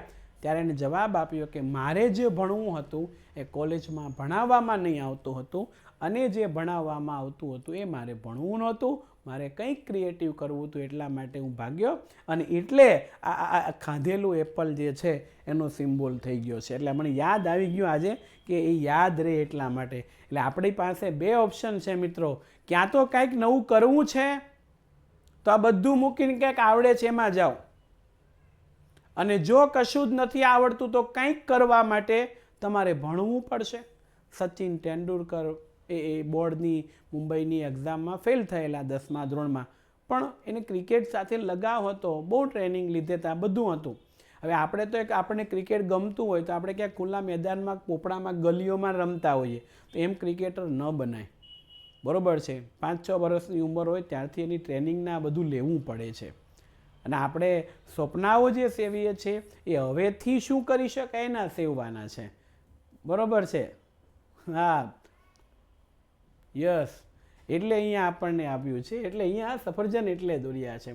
એટલે વીર ગાથાઓ છે એની, બરાબર છે, આ આપણને વાત આપી છે. ચાલો, મુલ્લા દાઉદનો ગ્રંથ ચંદ્રાયન, આ ધ્યાન રાખજો, એ અવધી ભાષાનો સૌથી, અવધ પ્રદેશ એની અવધી ભાષા છે અને એની સૌથી જૂનો ગ્રંથ મળે છે. કે પ્રાચીન ગ્રંથો ઉપરનું જે ભાષ્ય જે શંકરાચાર્ય લખે છે એ તો હજુ પણ સંસ્કૃતની અંદર જ લખાયેલું હતું. અને એ વખતે ફારસી ભાષા છે એ દિલ્હીના સુલતાનોની રાજભાષા હતી. એમ કહેવાય છે કે મિત્રો 19મી સદી સુધી આ ભાષા પ્રયોજાતી. સાહિત્યની અસર રૂપે ફારસી શબ્દોનો સમાવેશ ભારતીય ભાષામાં થયો. આ યુગમાં અનેક ઇતિહાસકારો થઈ ગયા. એમાં જિયાઉદ્દીન બર્નીએ તારીખે ફિરોજશાહીની રચના કરી. ખલજી અને તુગલક વંશના રાજ્યનું વિસ્તૃત વિવરણ કરવામાં આવ્યું છે અને તેણે રાજકીય સિદ્ધાંતો ઉપર આધારિત ફતવા એ જહાનદારી નામનો ગ્રંથ પણ લખ્યો હતો. ફતવા એ જહાનદારી નામનો ગ્રંથ પણ એમણે લખ્યો હતો. અને અમીર ખુસરો આ સમયનો સૌથી મહાન સાહિત્યકાર ગણે. ધ્યાન રાખજો, 2 ગુણની અંદર કે કોઈ ઓબ્જેક્ટિવ ક્વેશ્ચનની અંદર આપણને પૂછી શકે 1 અથવા તો 2 ગુણમાં. અમીર ખુસરો એક કવિ હતા, ઇતિહાસકાર, રહસ્યવાદી સંત અને મહત્વની કૃતિમાં આશિકા નૂર સિપિહર અને કીરાતુલ સદાયનનો સમાવેશ છે. અને તેમણે રચેલા કાવ્ય ગ્રંથની અંદર એને ભારતીય હોવાનો ગર્વ હતો. અને પ્રાદેશિક ભાષાઓ માટે સાહિત્યમાં પ્રાદેશિક શાસકોએ વેગ મળ્યો હતો. એમાં ભક્તિ માર્ગના સંતોની ભાષા જે છે ને એ લોકોને પોતાની ભાષામાં ઉપદેશ આપ્યા. જે નરસિંહ મહેતા હોય તો એ લોકોને ગુજરાતીમાં ઉપદેશ આપ્યો, મીરાબાઈએ રાજસ્થાની ભાષામાં આપ્યો છે. એ રીતના અહીંયા ભોજપુરી અને અવધી હિન્દી ભાષાની મુખ્ય 2 બોલીઓ છે, બરાબર છે. એ વખતે ભોજપુરી અને અવધી હિન્દી ભાષાની જેવી બોલી. અને કબીર જે પોતાની જે દુહા રચ્યા છે સંધુકડી લોકબોલીમાં રખ્યા છે અને એના દોહરા એ તમે કદાચ 9મા ધોરણની અંદર હિન્દીની અંદર ભણી ગયા હશો, બરાબર. અને એ આપણને આપ્યો છે. મલિક મુહમ્મદ જાયસી નામના કવિ થઈ ગયા. એણે પદ્માવત નામનું ગ્રંથ છે એની રચના કરી. આ ઉપરાંત તુલસીદાસનો પ્રસિદ્ધ ગ્રંથ રામચરિત માનસ એ અવધી ભાષામાં લખાયો હતો. આ યુગમાં અવધી ભાષાના બીજા કેટલાક કવિઓ પણ થઈ ગયા. આ યુગમાં હિન્દી ઉપરાંત બીજી ભાષાની અંદર પણ સાહિત્ય રચાયું હતું. અને એ ભાષામાં બંગાળી ભાષામાં બંગાળોના વાત કરીએ તો કૃતિવાસે બંગાળી ભાષામાં રામાયણની રચના કરી. પ્રસિદ્ધ કવિ ચંડીદાસે સેંકડો ગીતોની રચના કરી અને બંગાળામાં સંત ચૈતન્યથી ભક્તિ ગીતો લખવાની શરૂઆત થઈ. નરસિંહ મહેતાએ ગુજરાતી ભાષાની અંદર, આ ધ્યાન રાખજો, નરસિંહ મહેતાએ ગુજરાતી ભાષામાં, નામદેવ અને એકનાથે મરાઠી ભાષામાં ભક્તિ ગીતો લખ્યા. અને જૈનુલ અબીદીનના આશ્રય સ્થાને રહી અને કાશ્મીરમાં મહાભારતને રાજત રંગીણી જેવા ગ્રંથોનું, બરાબર છે, યસ, રામાયણ અને સર આ રામાયણ અલગ ને સર, હા રામાયણ અલગ, બરાબર છે. જો હું તમને કહું અહીંયા જે રામાયણ લખીને ક્યાં ગયું, આ બંગાળી ભાષામાં જે રામાયણ લખીને એ રામાયણ અને જે રામાયણ અગાઉ લખવામાં આવી વાલ્મીકીજીની એ રામાયણ અલગ, પણ કઈ રીતે? ભાષાની દ્રષ્ટિએ અલગ. વર્ણન જે છે એ બંનેમાં સરખું છે, ભાષાની દ્રષ્ટિએ અલગ છે. ખ્યાલ આવી ગયો? એટલે ધ્યાન રાખજો. ઓકે મિત્રો, રુઝા દીવાનનો જે પ્રશ્ન છે એના આધારિત હું તમને કહી દઉં. અલગ અલગ ધર્મની અંદર અલગ અલગ ધર્મ ગ્રંથો અલગ અલગ ભાષામાં લખાયા હોય છે. એનું એક આ ઉદાહરણ છે. એટલે કોઈને કદાચ ખબર ન પડે તો પૂછી લેવાનું, બરાબર છે. એટલે આપણને ખ્યાલ આવે. યસ, હા, એક બંગાળીમાં હોય તો એક અંબાયનમાં, બરાબર છે. નહીં, રામાયણે હનુમાને નથી લખી. હનુમાન એક પાત્ર છે, બરાબર છે, જે રામાયણની અંદરનું છે. ઓકે, યસ, કારણ કે ભારત છે ને અલગ અલગ ધર્મ સંપ્રદાયનો બનેલો દેશ છે. તો એક ધર્મનું નોલેજ, જે વ્યક્તિ જે ધર્મ પાળતો એનું સંપૂર્ણ નોલેજ હોય, બીજાનું નોલેજ ન હોય. હું તો આટલું બધું ભણાવું એટલે અલગ અલગ ધર્મ સંપ્રદાયનું આવતું હોય એટલે હું તમને માહિતી મારાથી બનતી કોશિશથી બેટરમાં બેટર આપવાનો પ્રયત્ન કરું, બરાબર છે. પણ કંઈ આમ તેમ થાય તો તરત તમે નવું જાણતા હોય તો મને કહેવાનું, બરાબર, એમાં કોઈ વાંધો નથી. જ્યાં સમજ ન પડે ત્યાં પૂછી લેવાનું. ઓકે, સરસ, ચાલો. અને અહીંયા અનુવાદ પણ થતો ગયો. જો આવ્યું, અનેક સંસ્કૃત ગ્રંથોનો ફારસીમાં અનુવાદ થતો ગયો. વિજયનગરના સમ્રાટ, પેલા ચૂંટલીવાળો ભાઈ થઈ ગયો તો એને ત્યાં ખબર ને, તેનાલી રામન. યસ, થયું ને, તેલાલી રામન. હા, એના શાસનમાં. આમ છતાં આ યુગને તેલુગુ સાહિત્યના વિકાસનો મહત્વપૂર્ણ કાળ કહેવામાં આવે છે. અને કૃષ્ણદેવરાય તેલુગુ અને સંસ્કૃત લેખક હતા અને એણે આમુક્તમાલ્યદા, બરોબર છે, આમુક્તમાલ્યદા નામના ગ્રંથની રચના કરી. એ રચના કરી કૃષ્ણદેવરાયે, એટલે મુદ્દો આપ્યો છે. મુઘલ શાસન દરમિયાન વાસ્તુકલા અને મુઘલો, બરોબર છે, મુઘલ વંશની સ્થાપના કરનાર બાબરથી શરૂઆત થઈ, બરોબર. એણે વાસ્તુકલા અને અન્ય સાહિત્યનો વિકાસ. પ્રથમ મુઘલ બાબરે તુર્કી ભાષામાં, જો રાજા છે, પોતાની આત્મકથા લખી, તુજુ કે બાબરી, જેનું ફારસીમાં બાબર નામાથી અનુવાદ થયું છે. અને હુમાયુની બહેન ગુલબદન બેગમ, એણે હુમાયુનામાની રચના કરી. જહાંગીરે તુજુ કે જહાંગીરીની રચના કરી. અને ઔરંગઝેબ સિદ્ધહસ્ત એટલે એને જે સાહિત્ય આપો છો એ સાહિત્ય તરત જ રજૂ કરે, વિષય અર્થાત, બરોબર છે. યસ, હા, તુલસીદાસજીને ખૂબ રામચરિત માનસ લખવાનું કીધું ને. મહારાણા પ્રતાપ એ સમયના હતા તુલસીદાસ, અને તેમણે સર્વપ્રથમ હનુમાન ચાલીસા બોલી હતી આગ્રાના મહેલમાં. યસ, આવી કંઈક સ્ટોરીઓ ઘણી બધી હોય છે જે સંપૂર્ણ હું જાણતો હોતો નથી. થેન્ક્સ ફોર આ માહિતી આપવા માટે. પણ સાચી માહિતી છે એ આપવી, જે કરીને વાંધો ન આવે. અને છેલ્લા બહાદુર શાહ ઝફર એ પણ એક ઉર્દુ કવિ હતો અને એણે રચના કરીને. તુલસીદાસજી અને સુરદાસે આ સમયમાં હિન્દી ભાષાના સાહિત્યકારો થઈ ગયા. અને કેશવદાસે પ્રેમ અને વિરહના વિષય ઉપર રચના કરી. રહીમના દોહરા પણ ઘણા ભારતના ભાગોમાં આજે પ્રસિદ્ધ છે. અને એ જ સમયે, મધ્યકાલીન સમયમાં ફારસી છે એ અનેક ભાષામાં પુસ્તકો લખાયા ફારસીમાં. એમાં અબુલ ફઝલે આઈને અકબરી લખ્યું છે, બરોબર, સાથે અકબરનામા લખ્યું. આઈને અકબરીમાં ભારતીય રીતિ રિવાજો છે એનું વર્ણન થયું. શિષ્ટાચારો, સારા વિચારો, ધર્મને લગતું દર્શન, આર્થિક સ્થિતિ અને જીવનના લગભગ તમામ પાસાઓનું, હા, મહારાણા પ્રતાપની સિરિયલ જોઈ હતી એમાં હતું. ઓકે, વિસ્તૃત વર્ણન થયું ને ઐતિહાસિક કૃતિ તરીકે આ ગ્રંથ ઘણો જાણીતો છે. અને અબુલ ફઝલનો ભાઈ છે નામ ફૈઝી, એ ફારસી ભાષાનો અને સંસ્કૃત ભાષામાં અનુવાદ કરે છે ને મહાન કવિ છે. અકબરે તો મિત્રો ધ્યાન રાખજો, રામાયણ, મહાભારત, અર્થવેદ, ભગવદ્ ગીતા, પંચતંત્ર બધા ગ્રંથોનો અનુવાદ કરવા માટે અલગ ખાતું ડિપાર્ટમેન્ટ રાખ્યું અને ઘણા ગ્રંથો લખાયા. મધ્યયુગની સૌથી પહેલી ઘટના ઉર્દુ ભાષાના જન્મની છે. આ નવી ભાષા સાહિત્યની દ્રષ્ટિએ સૌથી સમૃદ્ધ એવી અન્ય આધુનિક ભાષાની હરોળમાં આવી ગઈ. આ ભાષામાં, આ નામ યાદ રાખજો, ઉર્દુ ભાષાના લેખકો છે વલી, મિરદર્દ, મિર્તકી મીર, બરોબર છે. પછી આ નઝીર અકબરાબાદી, અસદુલ્લા ખાન, ગાલિબ જેવા મહાન કવિઓ છે થઈ ગયા છે. ઓકે, એટલે એ બધા ઉર્દુ કવિઓ છે.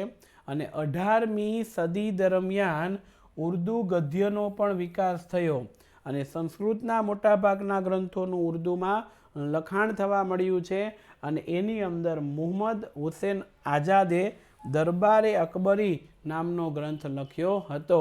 બરોબર છે? હા, યસ. ગુજરાતીમાં લખો ને તો ફટાફટ વંચાઈ જાય છે. ઓકે, હવે અહીંયા ધ્યાન, બ્લર આવે છે એવો પ્રશ્ન છે. અમીર ખુસરો જે આપણે ત્યાં થઈ ગયા છે એની વાત કરીએ છીએ. એ આ સમયની અંદર યસ બ્લર અને ચોટે છે. ઓકે, એક જ મિનિટ, હું જરાક સરખું કરવાનો પ્રયત્ન કરું છું. ચાલો, હવે કેમ આવે છે? હવે જુઓ તો હવે બરોબર આવે છે કે કેમ એની માહિતી આપો. ओके, થઈ ગયું. ચાલો, એમ તો हमको भी आवड़ता है और थोड़ा थोड़ा.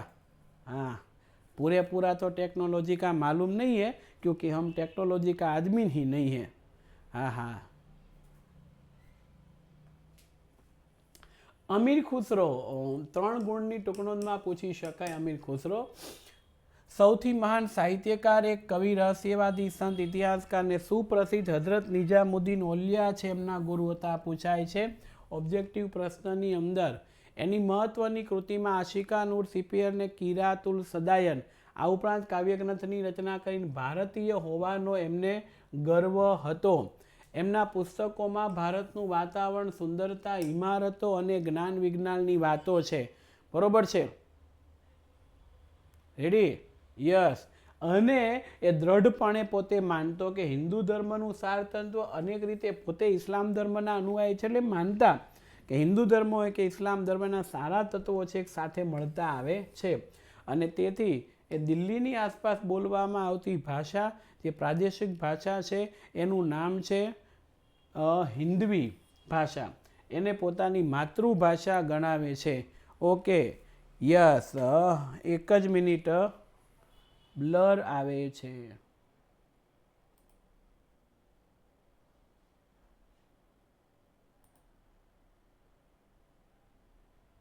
ચાલો, હવે આવી ગયો. ક્લિયર? બ્લર આવે છે કે ક્લિયર આવે છે?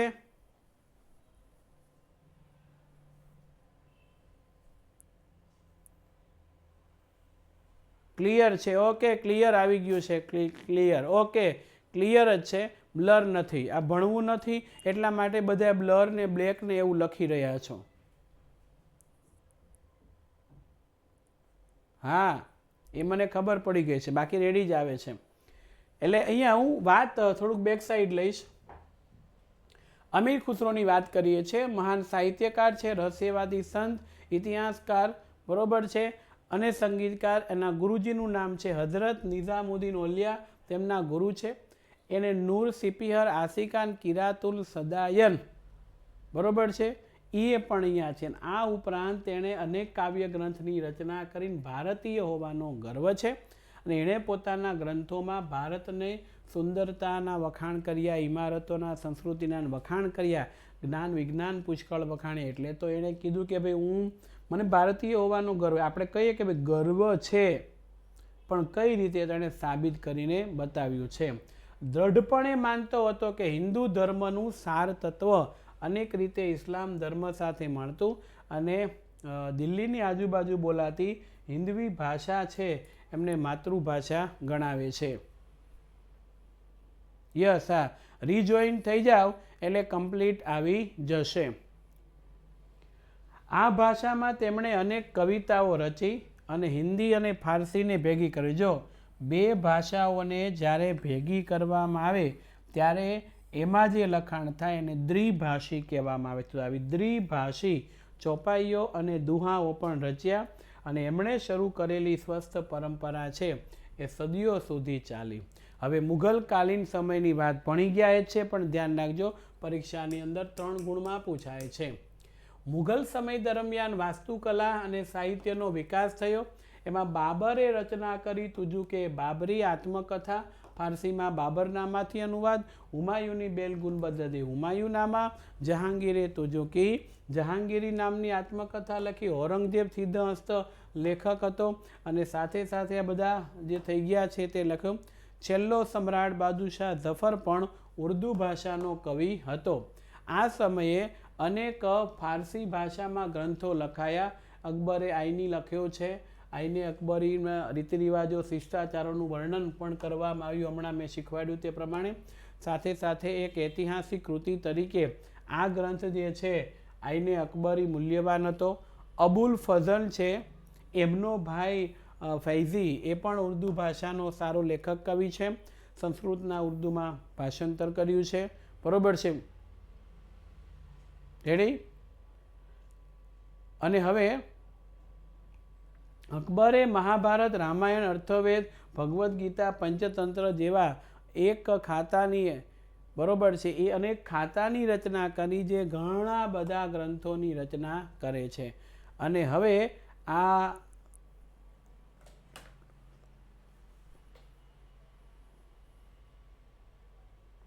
મારો અવાજ ઓછો આવે છે. હવે મારો અવાજ આવે છે ક્લિયર?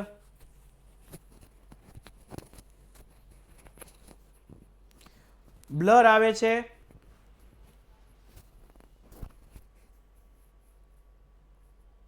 ક્લિયર છે? તો જેને બ્લર આવે છે ને એ લોકો એક વખત રીજોઈન થઈ જાઓ.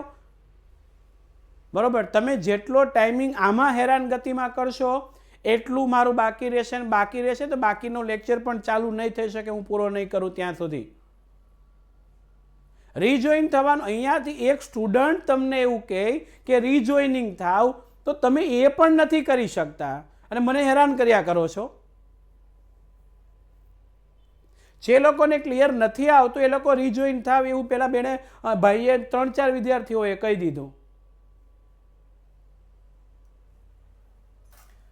ભારતની પ્રાચીન વિદ્યાપીઠો છે, એમાં સૌથી પહેલાં નાલંદા વિદ્યાપીઠ છે. મારી દ્રષ્ટિએ કોઈ એક વિદ્યાપીઠ છે એ પરીક્ષાની અંદર આપણને 3 ગુણમાં પૂછાશે. એટલે ખૂબ જ અગત્યના પ્રશ્નોમાંનો આઈએમપી પ્રશ્ન છે આ 3 ગુણની અંદર. બિહારના પટના જિલ્લાના બણગાંવ નામના ગામ પાસે નાલંદા વિદ્યાપીઠ આવેલી છે. અને ભારતમાં સંસ્કૃતિમાં બૌદ્ધ અને જૈન પરંપરામાં નાલંદાનું મહત્ત્વ ખૂબ વધારે છે. પ્રાચીન વિદ્યાપીઠમાં 14 ચાતુર્યમાસ કર્યા મહાવીર સ્વામીએ ત્યાં, એટલે જૈન ધર્મનું તીર્થસ્થાન. 5મી સદીમાં કુમારગુપ્તે વિહાર બંધાવ્યો. નાલંદામાં વધારો થયો. પ્રસિદ્ધિ લોકોમાં વખાણતા થાકતા ન હતા અને હજારો હસ્તલિખિત ગ્રંથ હતા. એવું નિયમ જે વિદ્યાર્થી ત્યાં ભણે એની ભાષામાં લખાયેલા ગ્રંથો છે ત્યાં મૂકીને જતો હતો. અને દેશ પરદેશથી વિદ્યાર્થી અહીંયા અભ્યાસ કરવા આવતા.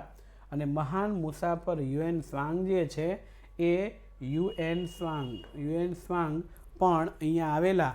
આજે તો મહાન વિશ્વવિદ્યાલયના માત્ર ખંડેર જોવા મળે, એમ છતાંય ખંડેરની ફરતી ફરીએ ત્યારે ખબર પડે કે એની અંદર ખૂબ જ મોટી વિદ્યાપીઠ હતી.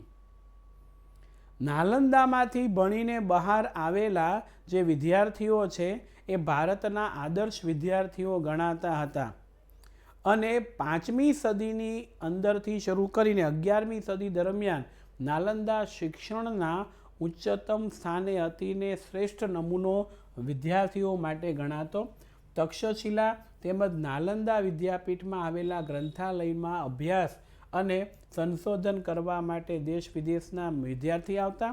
આમાંનો યુએન સ્વાંગ નામના વિદ્યાર્થી છે એ 657 હસ્તલિખિત ગ્રંથ પોતાની સાથે લઈ ગયા હતા.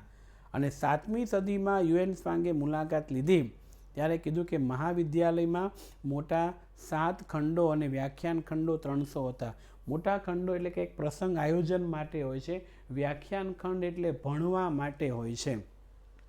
અને વિદ્યાર્થીઓને રહેવા માટે આપણે અત્યારે હોસ્ટેલ કહીએ ને, એને એ પ્રાચીન સમયમાં મઠ તરીકે ઓળખવામાં આવતા. અને વિદ્યાર્થીઓનો નિર્વાહ એટલે કે તમામ પ્રકારનો ગુજરાતનો ખર્ચ માટે અનેક ગામો જે દાનમાં મળ્યા હોય એમાંથી જે રકમ આવે એ આવકમાંથી વિદ્યાર્થીઓને ભોજન, વસ્ત્ર વિના મૂલ્યે પૂરા પાડવામાં આવતા હતા. અને અહીંના ગ્રંથાલયવાળા વિસ્તારને ધર્મગજ કહેવાય. આ ધ્યાન રાખજો, ગ્રંથાલય, પુસ્તકાલય, લાઇબ્રેરીના ભાગને ધર્મગજ તરીકે ઓળખાય. અને 5મી થી 11મી સદી સુધી નાલંદાની ખ્યાતિ તરીકે સુપ્રસિદ્ધ હતો. અને હવે બીજી વિદ્યાપીઠનો ફોટો તમે જોઈ રહ્યા છો. નાલંદા વિદ્યાપીઠ પછી જે વિદ્યાપીઠ આવે છે તક્ષશિલા. વર્તમાન સમયમાં પાકિસ્તાનમાં છે આ એક વિદ્યાપીઠ, ધ્યાન રાખજો, તક્ષશિલા. રાવલપિંડીથી પશ્ચિમે પ્રાચીન તક્ષશિલા વિદ્યાપીઠ છે અને તે પ્રાચીન ગાંધાર પ્રદેશ, મહાભારતની અંદર ગાંધાર પ્રદેશનો ઉલ્લેખ છે, એની રાજધાની હતું. આ વિદ્યાપીઠમાં 64 વિદ્યાઓનું શિક્ષણ અપાતું હતું. અહીંયા મોટા ભાગના વિદ્યાર્થીઓ ગુરુના આશ્રમમાં રહી અને અભ્યાસ કરતા હતા. ભગવાન બુદ્ધના શિષ્ય જીવક એ પણ અહીંયા અભ્યાસ કર્યા. આયુર્વેદના પાઠો શીખ્યા. દંતકથા અનુસાર એવું કહેવાય કે રઘુકુળમાં જન્મેલા ભગવાન શ્રી રામનો પુત્ર ભગવાન શ્રી રામના ભાઈ ભરત અને એમનો પુત્ર તક્ષ, એમના નામ ઉપરથી તક્ષશિલા પડ્યું. યસ સર, 64 કલાઓ પણ છે. આ કલાઓ પણ ત્યાં 64 જાણીતી. 7મા સૌકામાં, સૌકા એટલે સદી, 7મી સદીમાં મહત્વના વિદ્યાના કેન્દ્ર તરીકે જાણીતી અને વિદ્યાર્થીઓને જે વિષયમાં રસ હોય, ઇન્ટરેસ્ટ હોય એ જ વિદ્યાર્થીઓને શિક્ષણ અપાતું. અત્યારની જેમ આપણને ગણિત ન ફાવતું હોય તો પરાણે ભણો એવું નહીં, જેને જેમાં જ્યુસ હોય તે. તેમ છતાં શિક્ષક પોતાની ઈચ્છા પ્રમાણે ગમે તેટલા વિદ્યાર્થીને ભણાવતા અને સામાન્ય વિદ્યાર્થીઓ શિક્ષકની પાસે લગભગ એક શિક્ષક પાસે 20 વિદ્યાર્થીઓ આવતા. વારાણસી, રાજગૃહી શહેર, મિથિલા શહેર, ઉજ્જૈન જેવા દૂર દૂરના નગરોમાંથી વિદ્યાર્થીઓ અહીંયા એટલે અભ્યાસ માટે આવતા અને કૌશલ દેશના રાજા, વારાણસીના રાજકુમારો, કૌશલ દેશના રાજા પ્રસેનજીત, વ્યાકરણના શાસ્ત્રી મહર્ષિ પાણિની, રાજનીતિજ્ઞ કૌટિલ્ય પણ અહીંયા શિક્ષણ લીધું હોવાનું મનાય. તક્ષશિલા ઉચ્ચ શિક્ષણનું કેન્દ્ર હતું ને સામાન્ય વિદ્યાર્થીઓ ગુરુજીના ઘરે રહીને કામ કરતા. અહીંયા કયા કયા વિદ્યાઓ તો વેદ, શસ્ત્રક્રિયા, ગજ એટલે આતિવિદ્યા, ધનુર્વિદ્યા, વ્યાકરણ, તત્વજ્ઞાન, યુદ્ધવિદ્યા, ખગોળ વગેરે, જ્યોતિષ વગેરેનું શિક્ષણ અપાતું. અને ચંદ્રગુપ્ત મૌર્યના ગુરુ ચાણક્ય, ખુદ ચંદ્રગુપ્ત પણ અહીંયા ભણ્યા હતા. અને ચીનની અંદર આવેલા ફાહિયાન નામના એક મુસાફરે આ સ્થળની મુલાકાત લીધી હતી અને એમણે કહ્યું હતું કે આ બહુ સારી પ્રસિદ્ધ છે. અને વારાણસી કાશી વિશ્વવિદ્યાપીઠ તરીકે જાણીતું આવે છે. અને જોશું વારાણસી યાત્રાધામ તરીકે પ્રસિદ્ધ અને ઈસવીસન પૂર્વના 7મા સૌકામાં તે ભારતનું પ્રસિદ્ધ વિદ્યા કેન્દ્ર હતું ને ઉપનિષદ કાળમાં આર્ય ધર્મની સંસ્કૃતિ અને ધર્મના કેન્દ્ર તરીકે વિકસ્યું છે.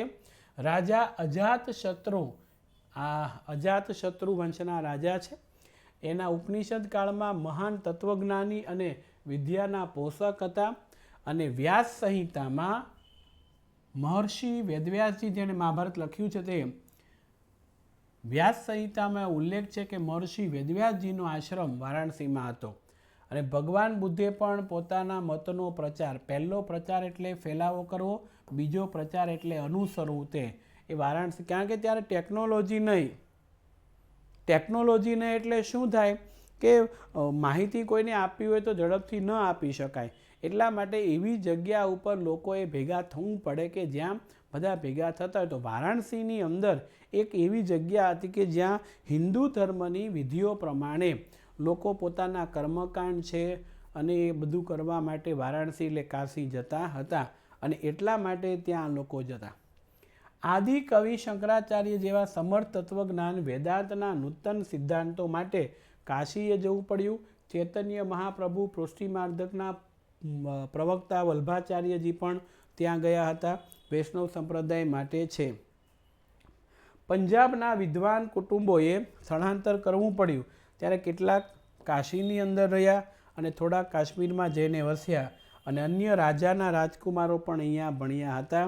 અને આમાં વારાણસીની અંદર આવેલો સારનાથનો મઠ ખૂબ પ્રસિદ્ધ વિદ્યાધામ ગણાય છે. અને ગુજરાતની પ્રથમ યુનિવર્સિટી વલ્લભી વિદ્યાપીઠ ઈસવીસનના 7મા શતકમાં ગુજરાતનું આ વિદ્યાધામ છે એ અતિ પ્રસિદ્ધ શિક્ષણધામ તરીકે ઓળખવામાં આવે છે. અને વલ્લભીને વિશાળ અત્યંત પ્રસિદ્ધ ધામ બનાવવામાં મૈત્રક વંશના તાત્કાલિક રાજાનો ફાળો હતો. 7મી સદીની અંદર પ્રસિદ્ધ, ધ્યાન રાખજો, ભિક્ષુ વિદ્યાર્થી. એમાં રિવાજ એવો હતો કે જે વિદ્યાર્થી ત્યાં રહે છે એ ત્યાંને ત્યાં ભણે છે, ત્યાંને ત્યાં ભણે છે, અને ત્યાંને ત્યાં જ એ ખાદ્ય ખોરાક માગવા માટે જાય છે, એટલે ભિક્ષા માગે, ભિક્ષુ વિદ્યાર્થી તરીકે ઓળખાતા. અને બૌદ્ધ મતના હિનયાન, બૌદ્ધમાં મહાયાન પંથ અને હિનયાન બે અલગ અલગ પંથો છે, અને એમાં મતમજબ હિનયાન પંથના લોકોનું મુખ્ય કેન્દ્ર હતું વલભી, એ ત્યાં મોટે ભાગે આવતા. અને 7મા શતકની મધ્યમાં પ્રસિદ્ધ બૌદ્ધ વિદ્વાનો, બે નામ યાદ રાખજો, સ્થિરમતી અને બીજું છે ગુણમતી, બંને વિદ્વાનો છે જે વલભીની અંદર આચાર્ય હતા. દૂર દૂર ગંગા યમુનાના મેદાનમાંથી પણ વિદ્યાર્થી આવતા. અને ચીની પ્રવાસે ઈસંગે નોંધ્યું કે વલભી એ પૂર્વ ભારતની પ્રસિદ્ધ શિક્ષણ સંસ્થા નાલંદા સાથે હરીફાઈ અને સ્પર્ધાની અંદર છે. અને વલભી એક રાજધાની આંતરરાષ્ટ્રીય બંદર હતું. કયા સમયમાં? તો ઈસવીસન 480 થી 775ના સમયની અંદર. અને એમાં મૈત્રક વંશના રાજવીઓ છે એ શાસન કરતા, એ વિદ્યાના પોષક હતા, આશ્રયદાતા હતા. અને બાબતની મિત્રો નોંધ લેવી પડે કે મૈત્રક વંશના રાજાઓ બૌદ્ધ ધર્મ નહીં પાળતા હતા, એ સનાતન ધર્મ પાળતા હતા. એટલે એમ સનાતની હોવા છતાંય આ બૌદ્ધ ધર્મની સંસ્થા હતી તો એ મદદ કરતા. મિત્રો આ યાદ રાખજો, આ વિદ્યાપીઠ બંધ કેમ થઈ? તો ઈસવીસન 775માં આરબોએ આક્રમણ કર્યું અને મૈત્રકો પરાજિત થયા અને વિદ્યાપીઠ બંધ પડી ગઈ. અહીંયા પ્રસિદ્ધ વિદ્વાનોના નામ દરવાજા ઉપર લખવામાં આવતા હતા. સનાતન એટલે સર્વ ધર્મ માને તે સનાતન ધર્મ તરીકે ઓળખવામાં આવતા હતા. આપણે અત્યારે કહે ને સનાતન ધર્મ કી જય, તો બધા ધર્મ છે એના માટેની વાત કરી છે. વિદ્વાનો રાજસભામાં પોતાનું પાંડિત્ય દાખવતા અને મળતા. એ વિદ્યાપીઠ પેલા મૈત્રકોએ હુમલો કર્યો, પેલા આરબોએ આક્રમણ કર્યું એટલે મૈત્રકો પરાજિત થયા અને વિદ્યાપીઠ બંધ પડી ગઈ. અને નિયમ પ્રમાણે વિદ્વાન જે પ્રસિદ્ધ હોય એના દરવાજા ઉપર નામ લખાતા અને રાજાઓને ત્યાં કામ કરતા. પાંડિત્ય દાખવવું એટલે કામ કરતા હતા. આ જાણીતી વિદ્યાપીઠ અને જ્ઞાનની આરાધના, વિશિષ્ટ પ્રકારનું શિક્ષણને કારણે સમગ્ર ભારતની અંદર જ નહીં પરંતુ વિશ્વની અંદર પ્રસિદ્ધતા મેળવેલી હતી. અને દેશ વિદેશથી વિદ્યાર્થીઓ આવતા. સાચા અર્થમાં આંતરરાષ્ટ્રીય વિદ્યાપીઠો હતી ને અનેક વિદ્યા શાખાનું શિક્ષણ અપાતું. બરોબર છે. અને આ નિભાવ રાજાઓ અને શ્રેષ્ઠીઓએ આપેલા દાનમાંથી હકીકત રીતે સમાજમાંથી મળ્યો હતો. અહીંયા my dear friend, yes, chapter number 4 પૂરું અને ચેપ્ટર નંબર 5 લઈ રહ્યા છે. 1 જ મિનિટનો વિરામ અને ચેપ્ટર નંબર 5 સ્ટાર્ટ કરું છું. પાણી બાણી પીવું એ પી આવે. 1 જ મિનિટ.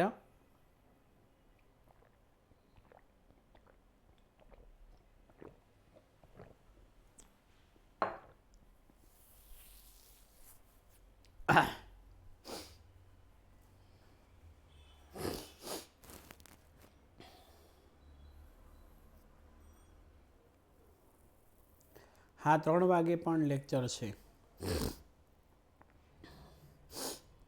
હા, 3 વાગે લેક્ચર છે.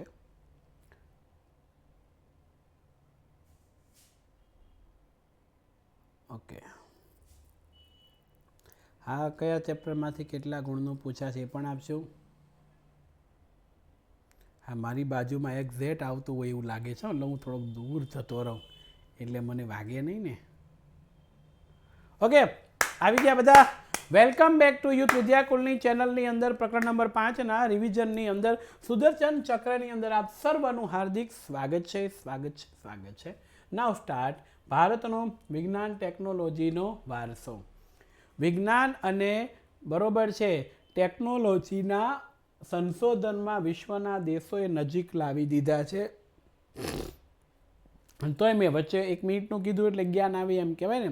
એટલે દુનિયાના દેશો એકબીજા વચ્ચે વિશ્વ શાંતિ માટે, સહઅસ્તિત્વ માટે ભેગા થયા.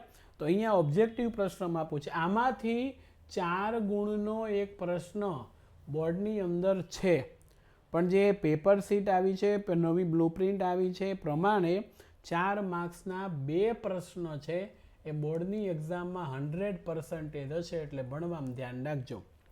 વિજ્ઞાન એટલે વ્યવસ્થિત જ્ઞાન એની વાત કરે છે, અને ટેકનોલોજી એટલે વિજ્ઞાનની વ્યવહારિક ઉપયોગિતા. આમ વિજ્ઞાન ને ટેકનોલોજી બંને ભિન્ન શબ્દો હોવા છતાં એક સાથે બોલાય છે. પ્રાચીન ભારતનું વિજ્ઞાન ક્ષેત્રનો વારસો છે એની વાત આપણને આપવામાં આવી છે. તો વિજ્ઞાન ક્ષેત્રનો વારસો. ઓકે,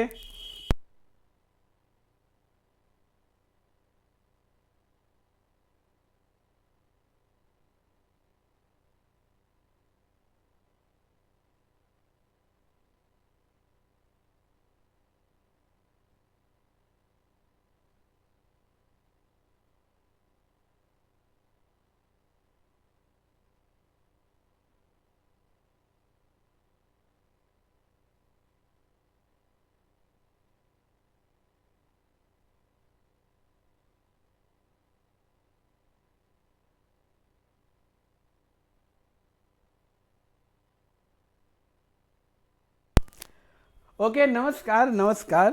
ખુશ ખબર તમારા માટે છે. યસ, ખુશ ખબર છે. આ 3 વાગે જીગા બાપુનો લેક્ચર હતો એ થોડોક રીશેડ્યુલ કરે છે, જે કરીને મારું પૂરું થઈ જાય અને વચ્ચે તમને આરામ મળી જાય. Okay, yes. એટલે કોઈ બાય બાય ન કરે. હા, 3 વાગે જે લેક્ચર હતો એને રીશેડ્યુલ કરી અને થોડોક મોડો કરશે, જેથી મારું ચેપ્ટર પૂરું થાય અને વચ્ચે થોડોક ગેપ મળે, તમને આરામ મળે અને જીગા બાપુ આવી જાય. Very good, very good. ચાલો, 4 માર્ક્સની અંદર આમાંથી 2 પ્રશ્નો પૂછાય છે.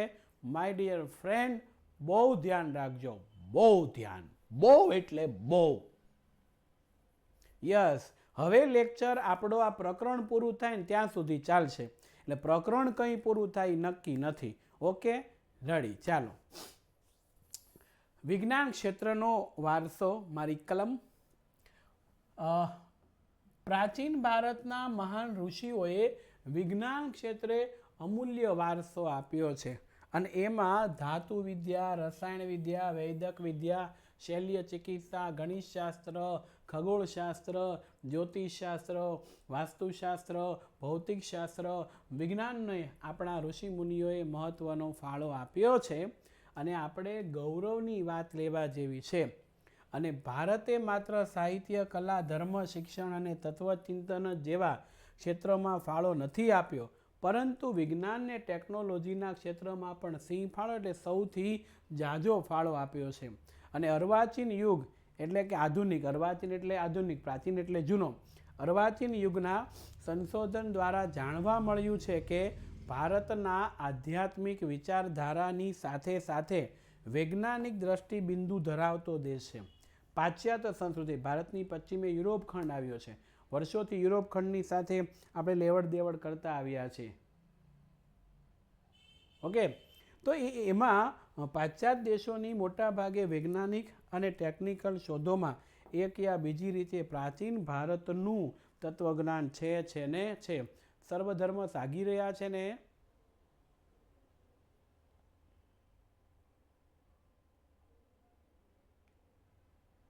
ઓકે, હા, એ સૂતા હોય તો જાગી જાય ને. યસ, ચાલો. હા, જાગો ગ્રાહક, જાગો. બધા ગ્રાહક જાગે છે ને. યસ, ચાલો. હવે આપણે વાત કરીશું. પછી એ ધાતુ વિદ્યાની સમજૂતી છે, એની વાત આપણે કરીએ છીએ. ધાતુઓ. પ્રાચીન કાળથી લોકો ધાતુને પોતાના વ્યવહારિક જીવનમાં ઉપયોગ કરે છે.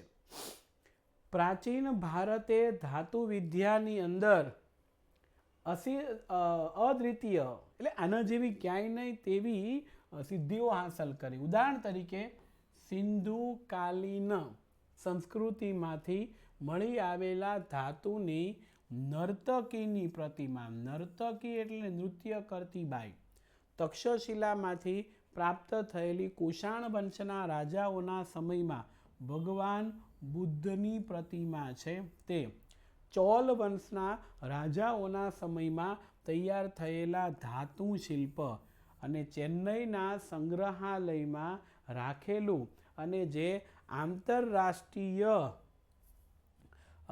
ખ્યાતિ ધરાવતું નૃત્ય કલાનો ઉત્કૃષ્ટ નમૂના સ્વરૂપ મહાદેવ શિવ નટરાજ છે એમનું શિલ્પ, ધનુર્ધારી શ્રી રામનું શિલ્પ તેમજ દેવી દેવતાઓની મૂર્તિઓ અને જાગો ગ્રાહક જાગો સોપારી કાપવાની સૂળીઓ હોય ને, સોપારી કાપવા માટેની સૂળીઓ ગણાવી શકાય. આ ધાતુ શિલ્પ બનાવવાની પરંપરા આ ઓબ્જેક્ટિવમાં પૂછાય. ધાતુ શિલ્પ બનાવવાની પરંપરા ક્યારે 10મી અને 11મી સદીની અંદર થયા. ધાતુમાંથી લોખંડને માંથી બનાવેલી વિવિધ એલ્યુમિનિયમમાંથી વસ્તુઓ, કેંચી છે, દાંતરડું છે, પાનાઓ છે, આ બધું છે તે 10મી ને 11મી સદીની અંદર આ તાંબા પિત્તળમાંથી એમાંથી બનાવેલી બધી વસ્તુઓ છે ધાતુની.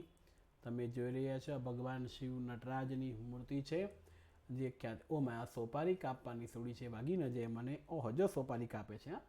હા, લોકડાઉનમાં ઘણી બધી સોપારીઓ લોકો ખાઈ ગયા હતા, પૂજામાં મૂકેલી એ પણ. અને હવે આવે છે રસાયણશાસ્ત્રની વાત આપણને કરી છે. એટલે પ્રાચીન ભારતના રસાયણશાસ્ત્રની વાત કરીએ તો એક પ્રયોગાત્મક વિજ્ઞાન છે. આ તમને ફેરવીને પૂછ્યા તેમ પૂછે કયું શાસ્ત્ર પ્રયોગાત્મક વિજ્ઞાન છે એની સમજૂતી આપો. 4 ગુણની અંદર તા લખવાનું. આ વિદ્યા વિવિધ ખનિજો, છોડ, કૃષિ માટેના બીજ, વિવિધ ધાતુઓ છે એનું નિર્માણ કે પરિવર્તનમાં સ્વાસ્થ્યની દ્રષ્ટિએ જરૂરી ઔષધિઓનું નિર્માણ ઉપયોગી છે. રસાયણશાસ્ત્રીઓએ નાલંદા વિદ્યાપીઠના બૌદ્ધ આચાર્ય નાગાર્જુન એ ભારતીય રસાયણશાસ્ત્રના આચાર્ય માનવામાં આવે છે અને એણે રસ રત્નાકર અને આરોગ્ય મંજરી ગ્રંથો લખ્યા. કોણે લખ્યા? તો બૌદ્ધ આચાર્ય નાગાર્જુને રસ રત્નાકરને આરોગ્ય મંજરી આ ગ્રંથ લખે છે. સાથે સાથે આચાર્ય નાગાર્જુન વનસ્પતિ રસાયણ ઔષધિઓ વાપરવાની ભલામણ કરી અને એણે જ પેલો મર્ક્યુરી જેને કહેવામાં આવે છે પારો, મર્ક્યુરી, બરાબર, વિજ્ઞાનમાં તમે ભણતા હશો, એની ભસ્મ કરીને ઔષધ તરીકે પ્રયોગ કરવાની શરૂઆત છે એણે કરાવી હોય એવું માનવામાં આવે છે. અને નાલંદા વિદ્યાપીઠની અંદર રસાયણશાસ્ત્રના અભ્યાસ માટે, સંશોધન માટે એક અલગથી રસાયણ શાળા એમણે શરૂ કરાવેલી હતી. અને રસાયણશાસ્ત્રની અંદર ગ્રંથોમાં મુખ્ય રસ, પછી ઉપરસ, એમ અલગ અલગ 10 પ્રકારના વિષ તેમજ વિવિધ પ્રકારના ક્ષાર, વિવિધ પ્રકારના ધાતુઓની ભસ્મનું. ક્ષાર તો ખબર ને, વિજ્ઞાનની અંદર તમે ક્ષાર વિશે ભણ્યા હશો. હા. અને આ બૌદ્ધ આચાર્ય નાગાર્જુન છે, એમની તસવીર મેં તમારી સામે મૂકી છે. અને રસાયણ વિદ્યાનો ઉત્કૃષ્ટતાનો નમૂનો જોઈએ તો ધાતુમાંથી બનાવેલી ભગવાન બુદ્ધની મૂર્તિમાં દ્રશ્યમાન થાય છે અને જે 75 ફૂટ ઊંચી 1 ટન વજન ધરાવતી તામ્ર મૂર્તિ સુલતાનગંજ બિહારમાંથી મળી એમાંથી થાય છે. સાથે સાથે આ મૂર્તિ 18 ફૂટ ઊંચી ભગવાન બુદ્ધની મૂર્તિ જે નાલંદામાંથી પર્યાપ્ત થયેલી હતી અને 7 ટન વજન. આ ધ્યાન રાખજો. ધાતુઓની અંદર શું થયું તો કે લોખંડની અંદર મેંગેનીઝ નાખો એટલે સ્ટીલ બને જેને કાટ ન ચડે. ઓકે, હા, એટલે 7.5 છે ને. હા, ઓકે, હા, મારો પોઈન્ટ આમ 7.5 ફૂટ ઊંચી 1 ટન વજન ધરાવતી તામ્ર મૂર્તિ સુલતાનગંજ બિહારમાંથી, 18 ફૂટ ઊંચી ભગવાન બુદ્ધની મૂર્તિ નાલંદામાંથી મળીને. હવે જોજો શું મળે. 7 ટન વજન ધરાવતો 24 ફૂટની ઊંચાઈ ધરાવતો સમ્રાટ ચંદ્રગુપ્ત દ્વિતીય એ દિલ્હીમાં નિર્માણ કરાવેલો વિજય સ્તંભ હજી સુધી જો કેટલો બધો વરસાદ પડ્યો, ટાઢ પડ્યો, તડકો પડ્યો, પણ એમને કાટ ન ચડ્યો. તે ન ચડ્યો.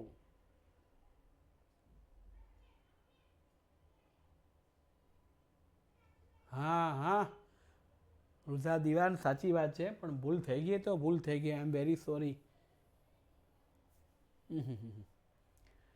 એટલે આ બધાની અંદર અહીંયા કાટ લાગતો નથી, જે રસાયણ વિદ્યાનો ઉત્તમ નમૂનો કહેવામાં આવે છે. અહીંયા રસાયણ પૂરું. અને હવે 5 ગુણનો અગત્યનો પ્રશ્ન શરૂ થાય છે. Okay, ready? હા 4 ગુણ. સોરી, જો મને ખ્યાલ તો હતો, મેં કીધું કોઈને ખબર પડે કે ન પડે, પણ મને તો પડવી જોઈએ. યસ, 4 ગુણની અંદર પૂછાતા પ્રશ્નોમાંથી અગત્યના પ્રશ્નો હવે આપણે લેરિયા છીએ. તો અગત્યના પ્રશ્નો લેરિયા સ્ટાર્ટ થયું. પ્રાચીન ભારતની વૈદક અને શૈલ્ય, યસ, વૈદક વિદ્યા અને શૈલ્ય ચિકિત્સા પદ્ધતિ છે એની વાત આપણે કરવાના છીએ. પ્રાચીન સમયથી ભારત વૈદક વિદ્યા અને શૈલ્ય ચિકિત્સા, આમ તો 5 ગુણ. આ તો મિત્રો સિલેબસ બદલાઈ ગયો ને એટલે 4 માર્ક્સનું થઈ ગયું પેપર સ્ટાઇલ, પણ નહીંતર આ બધા પ્રશ્નો છે ને એ 5 માર્ક્સની અંદર જ આવતા, એટલે મારા મગજમાં એ 5 માર્ક્સ એટલે ઘૂમે છે. બરોબર છે? હા, અને 5 ગુણ જેટલું જ હતું, પણ હવે આપણને આપ્યું છે તો શું કરવું એમ. શૈલ્ય ચિકિત્સામાં અભૂતપૂર્વ સિદ્ધિઓ હાંસલ કરી છે અને એની અંદર ભારતના વૈદક શાસ્ત્રના પ્રણેતા મહર્ષિ ચરક છે, મહર્ષિ સુશ્રુત છે, બીજા છે વાગ્ભટ છે. એમણે આપેલા વૈદક સાહિત્યના ઉચ્ચતમ શિખરો છે. વૈદક વિજ્ઞાનનો લેક્ચર છે આના પછી, પણ હું પૂરું કરીશ પછી થોડોક રીશેડ્યુલ કરીને પાછળ ધક્કો મારી દીધો છે. બરોબર? એટલે અહીંયા વૈદક શાસ્ત્રના ઉચ્ચતમ શિખરો સર કર્યા છે આ મહર્ષિ ચરકે ચરક સંહિતા લખ્યું છે તેમાં. હવે વૈદક એટલે કે દવાઓ શોધવાની અને રોગ પકડવાના, તે શૈલ્ય ચિકિત્સા એટલે વાઢકાપ કરવાનું અને ઓપરેશન કરવાના છે તે. ઓકે, એની વાત કરી છે. 1 ટન એટલે કેટલું થાય? બરોબર છે, એક્ઝેક્ટ ખબર નથી. 1000 કિલોગ્રામ થાય એવું કોઈ કહે છે. Final done? હા, ઓકે, 1000. Sir done. ચાલો ડન. ગણિતના સવાલો હોય ને એટલે આવડે ઓછા.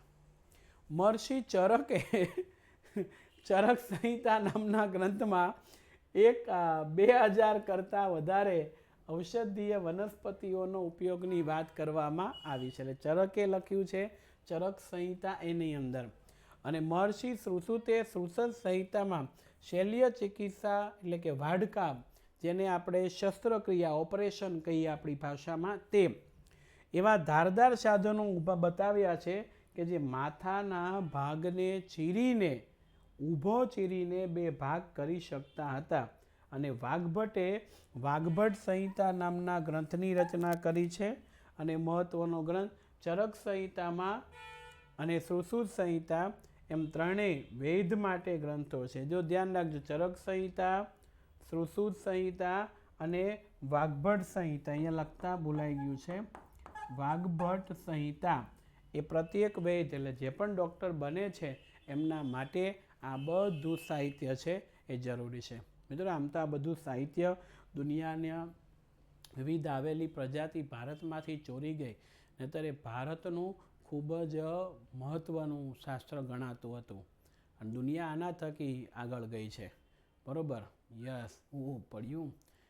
એટલે આ વાઢકાપને, સુશ્રુત સંહિતાને, ચરક સંહિતાને આ બધાની અંદર વસ્તુઓ આપણને આપવામાં આવેલી છે.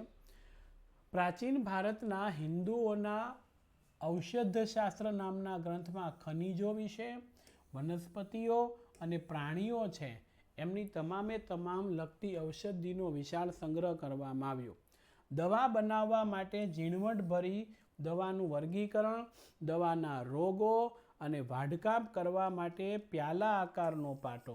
પ્યાલો એટલે કે ગોળ, જ્યાં શરીરનું વાઢકાપ કરવાનું હોય. બરોબર છે? હા સર, એ ગ્રુપમાં કંઈક દીધું કે લેક્ચર નથી.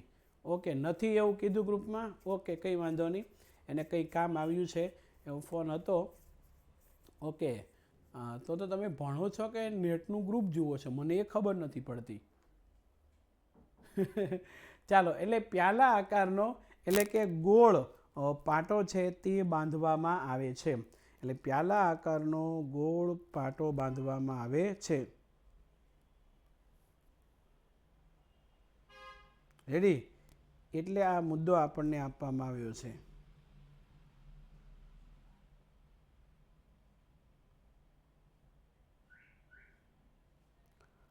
હવે આપણે જે મુદ્દો વાત કરી રહ્યા છીએ તે ઓકે, ચાલો હવે આપણે જે વાત કરી રહ્યા છીએ તેની વાત કરતા હતા. ઓકે, યસ, પ્યાલા આકારનો પાટો બાંધવાનો અને લોહીનું પરિભ્રમણ કરવાનું. હવે પ્યાલા આકારનો પાટો, એક જ મિનિટ હો. ઓકે, અહીંયા હા, જો હું પ્યાલો લેવા ગઈ હતી, સોરી ગઈ હતી નહીં, ગયો હતો. આવા ટુકડાઓ કરી પ્યાલા આકારનો એટલે કે ગોળ પાટો બાંધવાનો. આમ અહીંયા વાડકાપ કરવાનો હોય તો અહીંથી આમ ફીચો આમ ગોળ પાટો બાંધીએ ને પ્યાલા આકારનો કહેવાય, ગોળાકાર. આમ એનાથી શું થાય કે મને તો આવડશે ને એકલા હાથે, હું કંઈ થોડો કોઈ વાઘભટ છું કે થોડું જ છું. બરાબર છે, આપણે આમ ટ્રાય કરીશું. એટલે આમ ગોળાકાર પ્યાલો બાંધીએ તો લોહીનું પરિભ્રમણ ચાલે નહીં. એટલે હવે વાડકાપ કરે તો બ્લડ ન નીકળે, એટલે પછી ઓપરેશન થઈ જાય, ટાંકાઓ લેવાઈ જાય, ટીચ લેવાઈ જાય, અને પછી ધીરે ધીરે કરતું લોહી છે એ પછી બહુ ગંઠાયેલું ન થાય, એટલા માટે ધીરે ધીરે, બરાબર છે ને, બરાબર છે,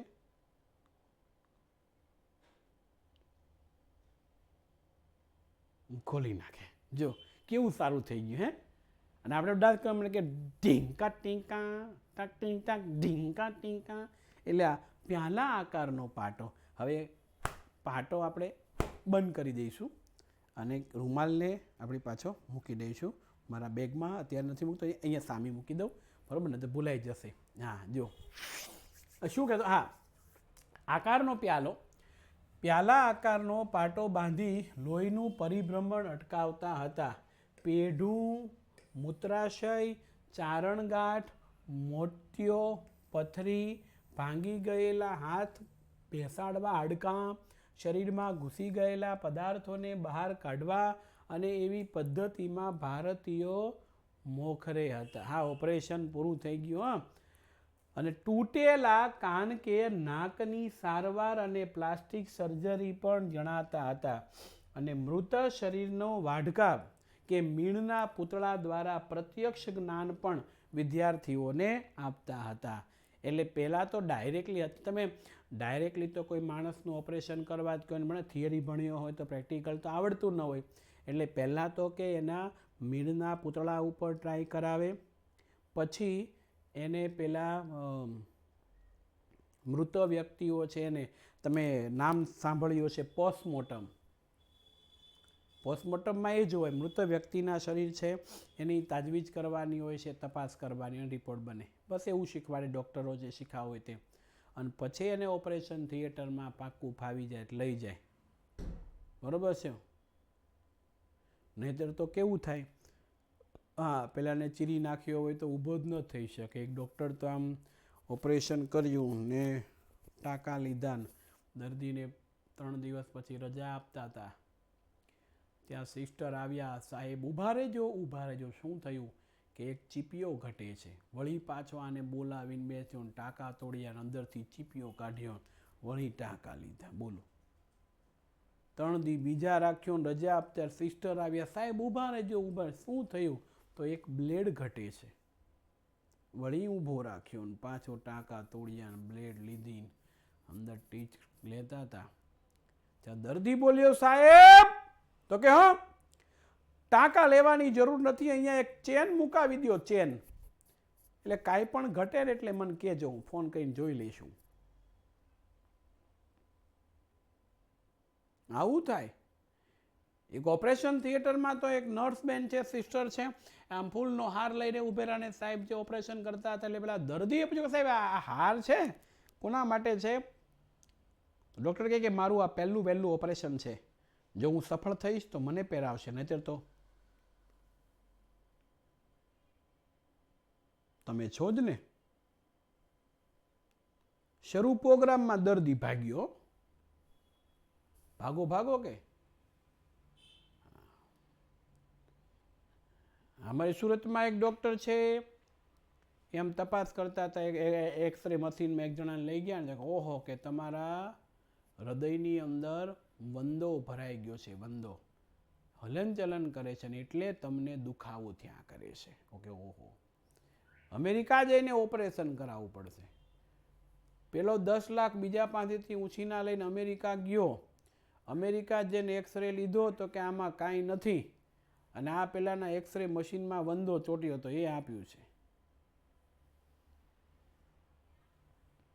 તમે વિચાર તો કરો. એટલે આવું ઘણી વખત થઈ જાય.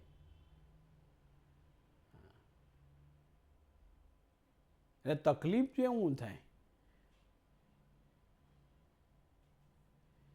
હું બીમાર હતો તો મને ડોક્ટર કહે કે શ્વાસ લે. મને કે તમારું હૃદય ધબકતું નથી, શું થયું છે? મેં કીધું સાહેબ કાનમાં ભૂંગળી નાખો પેલા, આમ પછી લો હવે શ્વાસ. આમનમ તો કેટલું થાય. એટલે ધ્યાન રાખવું પડે અહીંયા. હવે આપણે મીણના પૂતળા ઉપર પ્રત્યક્ષ જ્ઞાન વિદ્યાર્થીઓને આપતા, ડાયરેક્ટ કહીએ શીખવા લઈ જતા નહીં. અને પ્રસૂતિ દરમિયાન ધ્યાન રાખજો, હા મોજ કરાતી બેટે મોજ કરે, કારણ કે राजा का बेटा राजा नहीं कहलाएगा, राजा वो कहलाएगा जो रिवीजन करेगा, रिवीजन करेगा, रिवीजन करेगा, रिवीजन करेगा. એટલે રિવિઝનમાં છે, બરોબર છે. હા હા, જીગા બાપુએ કીધું ને.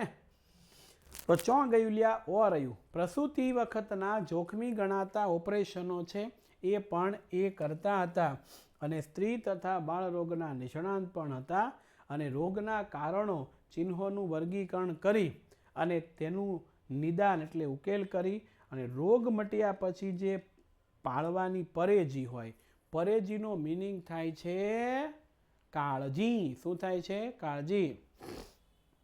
હા, એટલે કાળજી શું રાખવી પડે છે તે આપણને નથી. આપણે દવાખાને જે ડૉક્ટર એમ કે તીખું તળેલું ખાતા નહીં, ઘી બિલકુલ બંધ કરવાનું છે, બાજરો ખાવાનો નથી, ઘઉં તો તમને કડવાના જ નથી, ચોખા એકદમ બંધ, બરોબર છે?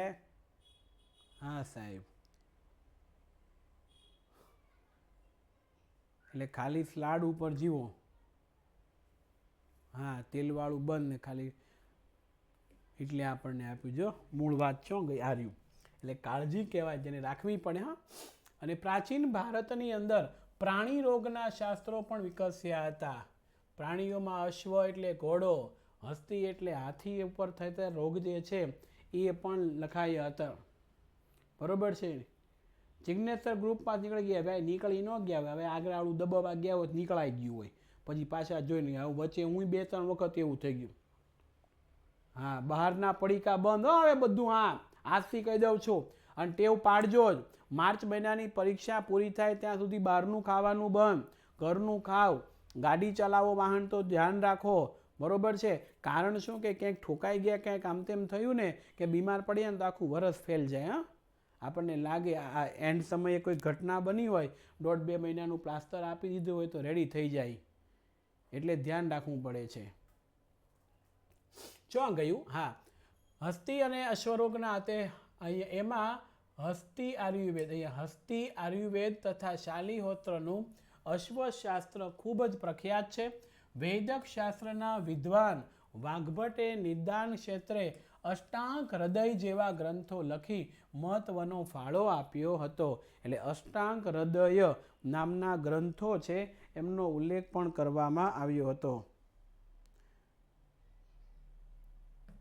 ઓકે, અષ્ટાંગ હૃદયનો મહત્વનો ફાળો આપ્યો છે, બધા ગ્રંથો લખાયા હતા. ઓ માય, જો આવી ગયું પડ્યું અષ્ટાંગ હૃદય. પ્રાચીન ભારતનું અહીંયા વૈદક શલ્ય ચિકિત્સા પૂરું થઈ ગયું, અને હવે આવે છે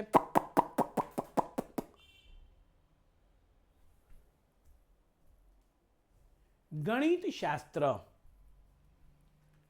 અથવા તો એમ પૂછે કે ભારતનું ગણિતશાસ્ત્ર વિશેનું પ્રદાન જણાવો તો તમારે આ લખવાનું થાય છે.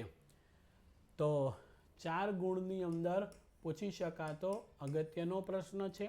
જે ગણિતથી આખી દુનિયા દુખી છે, સોરી ભૂલાઈ ગયું, જે ગણિતથી આખી દુનિયા છે એનો વ્યવહાર ચાલે છે. આવે ને, યથશ્રી ગણિત વિષયની કથા, એ હા, હવે ધ્યાન રાખજો. અને ગણિત શાસ્ત્ર ક્ષેત્રે અગત્યની શોધ ભારતમાં થયેલી હતી.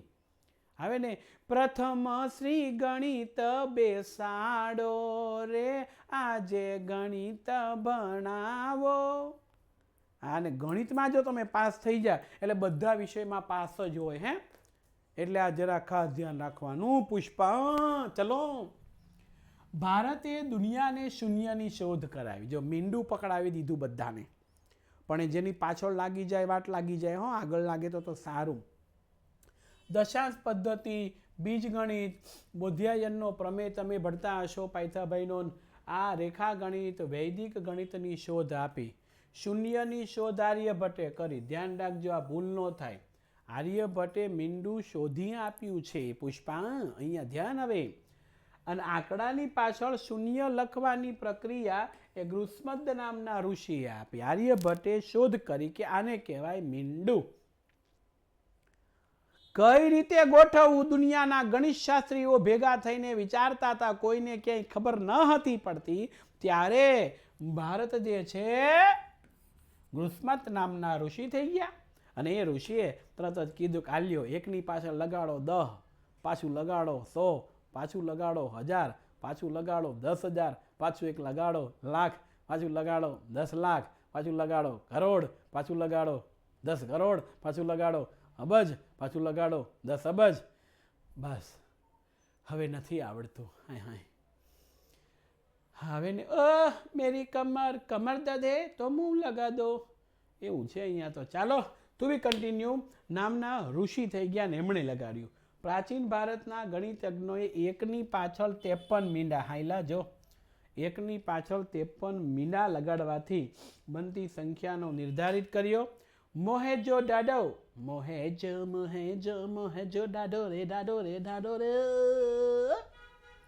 મોહેજો દડો અને હડપ્પાના અવશેષોમાં તોલમાપના સાધનો અને દશાંશ પદ્ધતિ પણ જોવા મળી હતી. અને આ આવી ગયા છે. હું એક બાજુ જતો રહું, તમને ફોટોગ્રાફ્સમાં સરસ દેખાશે. અને સરસ મજાનું એનું નામ છે, યસ, વેરી ગુડ. એનું નામ છે સરસ મજાનું, યસ, વેરી ગુડ. શું નામ છે?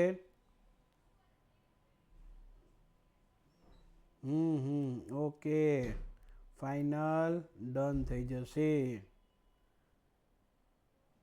ચાલો. હા, ગણિત આચાર્ય છે આર્યભટ્ટ. ખગોળશાસ્ત્ર અને ગણિત શાસ્ત્રનું સુમેળ સમન્વય એટલે આર્યભટ્ટ. આર્યભટ્ટની કરેલી શોધ અને આપેલું પોતાનું યોગદાન ચાલો આપણે યુથ વિદ્યાકુલના પ્લેટફોર્મ ઉપર ભણીએ. આર્યભટ્ટ.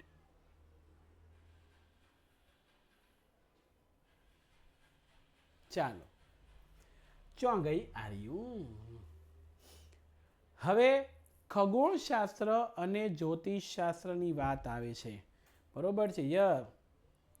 ક્લાસ ક્યારે પતશે? જે લોકો થાકી ગયા હોય, આમ તેમ હોય, એ લોકો લીવ લઈને જતા રહ્યો, બરોબર છે. કારણ કે ક્યારે પતશે મને ખબર નથી. બધા એક જ સવાલો કરે છે. હવે તમને એ ખબર પડી ગઈ કે ભાઈ પેલો બાપુનો લેક્ચર પણ નથી, તો શા માટે હેરાન પરેશાન થઈને ક્યારે પતશે કરો છો? જેને નથી જ ભણવું એના સવાલોના જવાબ મારી પાસે નથી. એટલે જો તમારે આમ તેમ કરવું હોય તો તમે લીવ લઈ શકો છો, રેકોર્ડેડ લેક્ચર જોઈ શકો છો. ઓકે, બાકી તો આપણે તો 4, 4:30, 5 વાગ્યા સુધી ભણાવી નાખશું એવું કોઈ મનમાં ઠાનીને આવ્યા નથી. માત્ર આ જ છે. અને આમાંય તમારી સહનશક્તિ નથી. હજી મારે 3 કલાકના 3.5 કલાકના લેક્ચરો લેવાના છે મેગા, જેમાં પેપર સોલ્યુશન કરાવવાનું છે યાર. એટલે ધ્યાન રાખો થોડુંક વાર. ये तो टेलर है, ये तो टेलर है, पूरा पिक्चर दिखाने आया है. ખગોળશાસ્ત્ર અને જ્યોતિષશાસ્ત્ર વિશેની વાત છે. 4 ગુણની અંદર છાપે છે. શાસ્ત્રમાં ખગોળશાસ્ત્ર સૌથી પ્રાચીન છે. આ ધ્યાન રાખજો, ખાલી ચીન નહીં, પ્રાચીન છે. ખગોળશાસ્ત્રને લગતા ઘણા ગ્રંથો ભારતમાં લખાયા છે અને આ બધા જ ગ્રંથો એ પ્રાચીન વિદ્યાપીઠમાં વ્યવસ્થિત ઊંડો અભ્યાસ કરવામાં આવતો હતો. એને ખગોળશાસ્ત્રમાં શું હોય, ગ્રહો અને તેની આસપાસ બનતી બધી જે ઘટનાઓ છે એ બધી એની અંદર હોય છે. બરાબર છે. આવે ને બુધ, શુક્ર, પૃથ્વી, મંગળ, ગુરુ, શનિ, યુરેનસ, નેપચ્યુન, પ્લુટો, સૂર્ય, બધા ગ્રહો. બરાબર છે. અને એ બધું થયા કરે છે. ગતિ ગ્રહોની, નક્ષત્ર, અન્ય આકાશી પદાર્થો, આ તમે વિજ્ઞાનમાં ભણ્યા હોય, એની ગણતરી કરી અને ખગોળ અને જ્યોતિષ જે છે, નહીં એવું જોઉં છું. પેલું આમ સૂર્ય તો સ્થિર હોય ને એટલે ગ્રહો બધા ફરતા હોય, તો ગ્રહો સૂર્યની આસપાસ ફરી રહ્યા છે એવું હું કર્યો હતો. બરોબર છે. જો ગ્રહો થયા, બરોબર છે. યસ, બુધ, હા બરોબર છે, ત્યાંથી શરૂ થાય ને, શુક્ર, પૃથ્વી, બરોબર છે, યુરેનસ, નેપચ્યુન, પ્લુટો, મંગળ, ગુરુ, શનિ ને ચંદ્ર બધા ફર્યા કરે. તે હાશ થાકી ગયો, ચો ગયું લે આર્યા.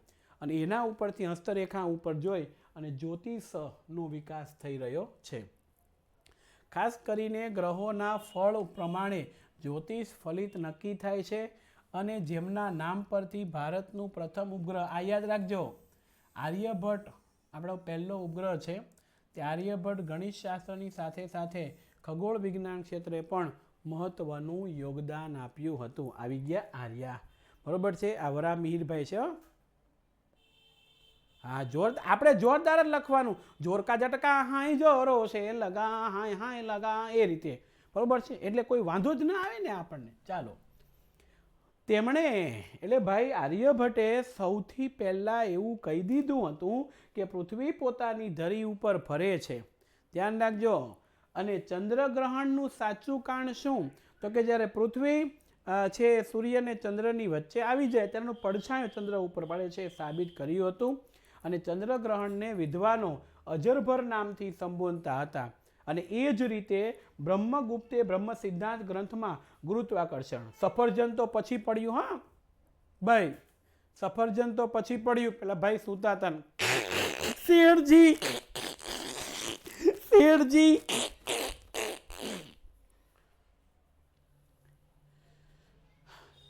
બાઘાભાઈ જેવું થઈ ગયું હતું. હા, એટલે ક્યાં ગયું સફરજન? આવ્યું સફરજન તો પછી પડ્યું. એ પહેલા ભારતના ઋષિ એ બ્રહ્મગુપ્તે બ્રહ્મ સિદ્ધાંત ગ્રંથમાં ગુરુત્વાકર્ષણનો ઉલ્લેખ કર્યો.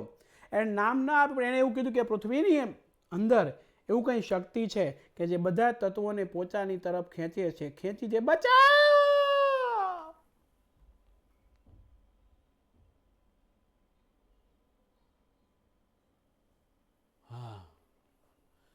હા, એટલે ગુરુત્વાકર્ષણ આવ્યું ને તો હું પૃથ્વીની તરફ ખેંચાઈ ગયો. એ બીજું કંઈ ન હતું. ગભરાશો નહીં. હા, યસ યસ યસ. હા, એટલે બચાવ તો આવે જ ને. હમણાં રોડ ઉપર બચાવે આવે છે તો બચાવ તો આવે જ ને. એટલે ખાસ ધ્યાનમાં રાખવું. ચાલો, એટલે કંઈક છે કે જે ખેંચે છે. અને જ્યોતિષશાસ્ત્રને તંત્ર, હોરા અને સંહિતા એમ 3 ભાગમાં વેચનાર વરા મિહિર એ મહાન ખગોળશાસ્ત્રી અને જ્યોતિષશાસ્ત્રી હતા. તેમણે બૃહદ સંહિતા નામના ગ્રંથની રચના કરી અને જેમાં આકાશી ગ્રહો, એની માનવીના ભવિષ્ય ઉપર થતી અસરો, મનુષ્યના લક્ષણો, પ્રાણીઓના વર્ગો, શિયાળાની ઋતુ હોય ઠંડી પડે, ઉનાળાની ઋતુમાં ગરમી પડે, ચોમાસાની ઋતુમાં આવરે વરસાદ, દે બરિયો પરસાદ, ઉના ઉના પીઝા ને ટામેટાનો સોસ. બરોબર, આ બધું પડે. લગ્નનો સમય હોય, તળાવ હોય, કુવાઓ હોય, બગીચા, ખેતરની અંદર વાવણી કરવા જેવા પ્રસંગોએ શુભ મુહૂર્તની સમસ્યા જે હતી એ આને સોલ્વ કરી કે મુહૂર્ત જોવાની સમસ્યા એ વરામીરે બધું સોલ્વ કરી દીધું બૃહદ સંહિતા ગ્રંથની અંદર. અને આપણને ગર્વ થવો જોઈએ, બધામ શાબાશ શાબાશ કરો. યસ, કે આપણા પૂર્વજોએ વિવિધ વિદ્યામાં કેવી નિપુણતા ધરાવતા હતા. એટલે યતશ્રી જ્યોતિષ વિદ્યા છે એ પણ ફલિત થઈ છે. અને રાશિ, દરેક નામની રાશિ હોય છે. મારું નામ ભાવેશ, તો ભાવેશની રાશિ ધન, પણ ધન રાશિ પણ ધન બિલકુલ નહીં. હા, મારી પાસે બિલકુલ ધન નહીં, એટલે આપણને આપ્યું છે. હા, ચાલો, વાસ્તુશાસ્ત્ર જઈ રહ્યા છે પૂર્ણાહુતિ તરફ. Well done. 10 મિનિટમાં આપણે પૂર્ણાહુતિ જાહેર करवाना છે. तो दरेक चित्र एकदम ध्यान के साथ बैठेंगे. लास्ट टॉपिक के लिए हम खेल रहे हैं आपके साथ लास्ट वाला question, Vastushastra. Hurray hurray, yes yes, hurray. प्राचीन भारतનું વાસ્તુશાસ્ત્ર 4 ગુણમાં પૂછે. એ મને 4 ગુણ વાળો પ્રશ્ન શીખવાડો. હાય હાય, એવો આ પ્રશ્ન છે. 4 ગુણમાં પૂછાતા હોય છે. તે 2 પ્રશ્ન પૂછાય છે. હા મિત્રો, ખાસ ધ્યાન રાખજો. ફેન્ટાસ્ટિક. પ્રાચીન ભારતનું વાસ્તુશાસ્ત્ર ક્ષેત્રે મહત્વનું પ્રદાન છે. વાસ્તુ છે ને જ્યોતિષશાસ્ત્રનું અવિભાજ્ય અંગ છે. અને તમને એમ કે જ્યોતિષશાસ્ત્રનું અવિભાજ્ય અંગ કયું છે એની સમજૂતી આપો, તો જ્યોતિષશાસ્ત્રનું અવિભાજ્ય અંગ વાસ્તુશાસ્ત્ર છે. બરોબર, એટલે એના ઉપરથી આપ્યું છે. જેની ગણના એટલે ગણતરી, મહત્તા એટલે મહત્વ, પ્રશંસા એટલે વખાણ એ વિશ્વના અનેક દેશોની અંદર સ્વીકૃત થઈ રહ્યા છે. અને પ્રાચીન ભારતમાં બ્રહ્મા, નારદ, બૃહસ્પતિ, ભૃગુ, વશિષ્ઠ અને વિશ્વકર્મા એ બધા જ વિદ્વાન લોકોએ વાસ્તુશાસ્ત્રમાં અનોખું પ્રદાન આપ્યું હતું. એટલે વાસ્તુશાસ્ત્રના પ્રદાનની વાત કરે છે. અને વાસ્તુશાસ્ત્રમાં વાસ્તુશાસ્ત્રમાં અહીંયા રહેવાની જગ્યા, મંદિરો, મહેલ, અશ્વ એટલે ઘોડાઓ, ખબર ને, એ કિલ્લાઓ, શસ્ત્રાગાર, નગર વગેરેની રચના કેવી રીતે કરવી, કઈ દિશામાં કરવી તે દર્શાવેલું હોય છે. અને બૃહદ સંહિતામાં વાસ્તુશાસ્ત્રનો પણ ઉલ્લેખ કરવામાં આવ્યો છે. અને 15મી સદીમાં મેવાડ, રાજસ્થાનનું શહેર મેવાડના રાજા નામે રાણા કુંભા, અને એણે વાસ્તુશાસ્ત્રની અંદર સુધારા વધારા કરાવ્યા. અને સુધારા વધારા કરાવી અને પછી એણે પુનરુદ્ધાર કર્યો છે નવા નિયમોની સાથે. એટલે આ ધ્યાન રાખજો, પુનરુદ્ધાર થયો છે. અને વાસ્તુશાસ્ત્રને, બરોબર છે, 8 વિભાગમાં વહેંચનાર દેવોના પ્રથમ સ્થપતિ એટલે થાય આર્કિટેક્ટ, વિશ્વકર્માને માનવામાં આવે છે. અને વાસ્તુશાસ્ત્રની જગ્યાની પસંદગી, વિવિધ આકારો, રચના, કદ, વાસ્તુઓની ગોઠવણી, દેવ મંદિર, બ્રહ્મસ્થાન, ભોજન કક્ષ, શયનખંડ એટલે સુવાનો ખંડ વગેરે સ્થાનની માહિતી આપવામાં આવતી હોય છે. અને વાસ્તુશાસ્ત્રના દ્રષ્ટિબિંદુમાં હવે પરિવર્તન આવ્યું છે. જ્યારે હવે વિદેશમાં પણ, પહેલાં તો માત્ર એક ભારત દેશનું જ શાસ્ત્ર હતું કે ભારતના લોકો છે એ આવું બધું માને ને એમાં છે, પણ આ વિશ્વકર્મા ભગવાન છે. અને આજે તો મિત્રો દુનિયાના દેશોની અંદર વાસ્તુશાસ્ત્ર છે વિધિસર લખવામાં આવ્યું છે. એમાં વસ્તુ કેમ ગોઠવવી, કઈ રીતના કરવું, કેમ ગોઠવણી કરવાથી શરીરની અંદર સારી ઉર્જા આવે, પોઝિટિવિટી આવે, નેગેટિવિટી ન આવે, આવું બધું ગોઠવણ કરવામાં આવી છે. તેને કહેવામાં આવે છે વાસ્તુશાસ્ત્ર.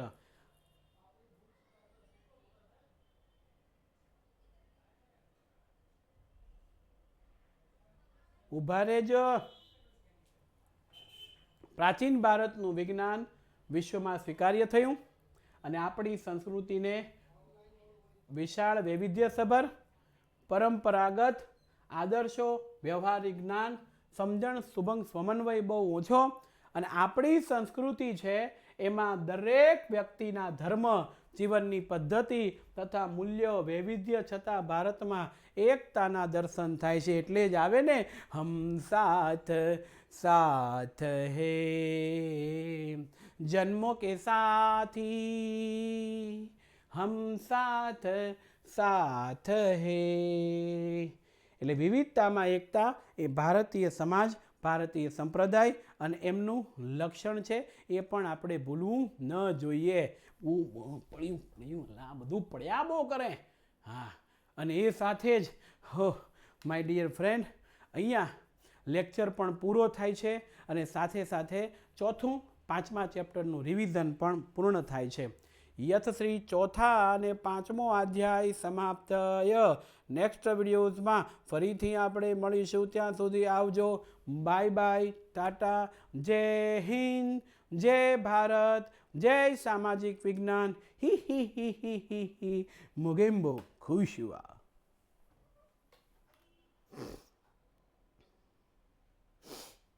કોઈક તો હજી પૂછે છે કબ કબ ક્લાસ હોતી હે. બોલો, ત્રાસ છે હવે તો.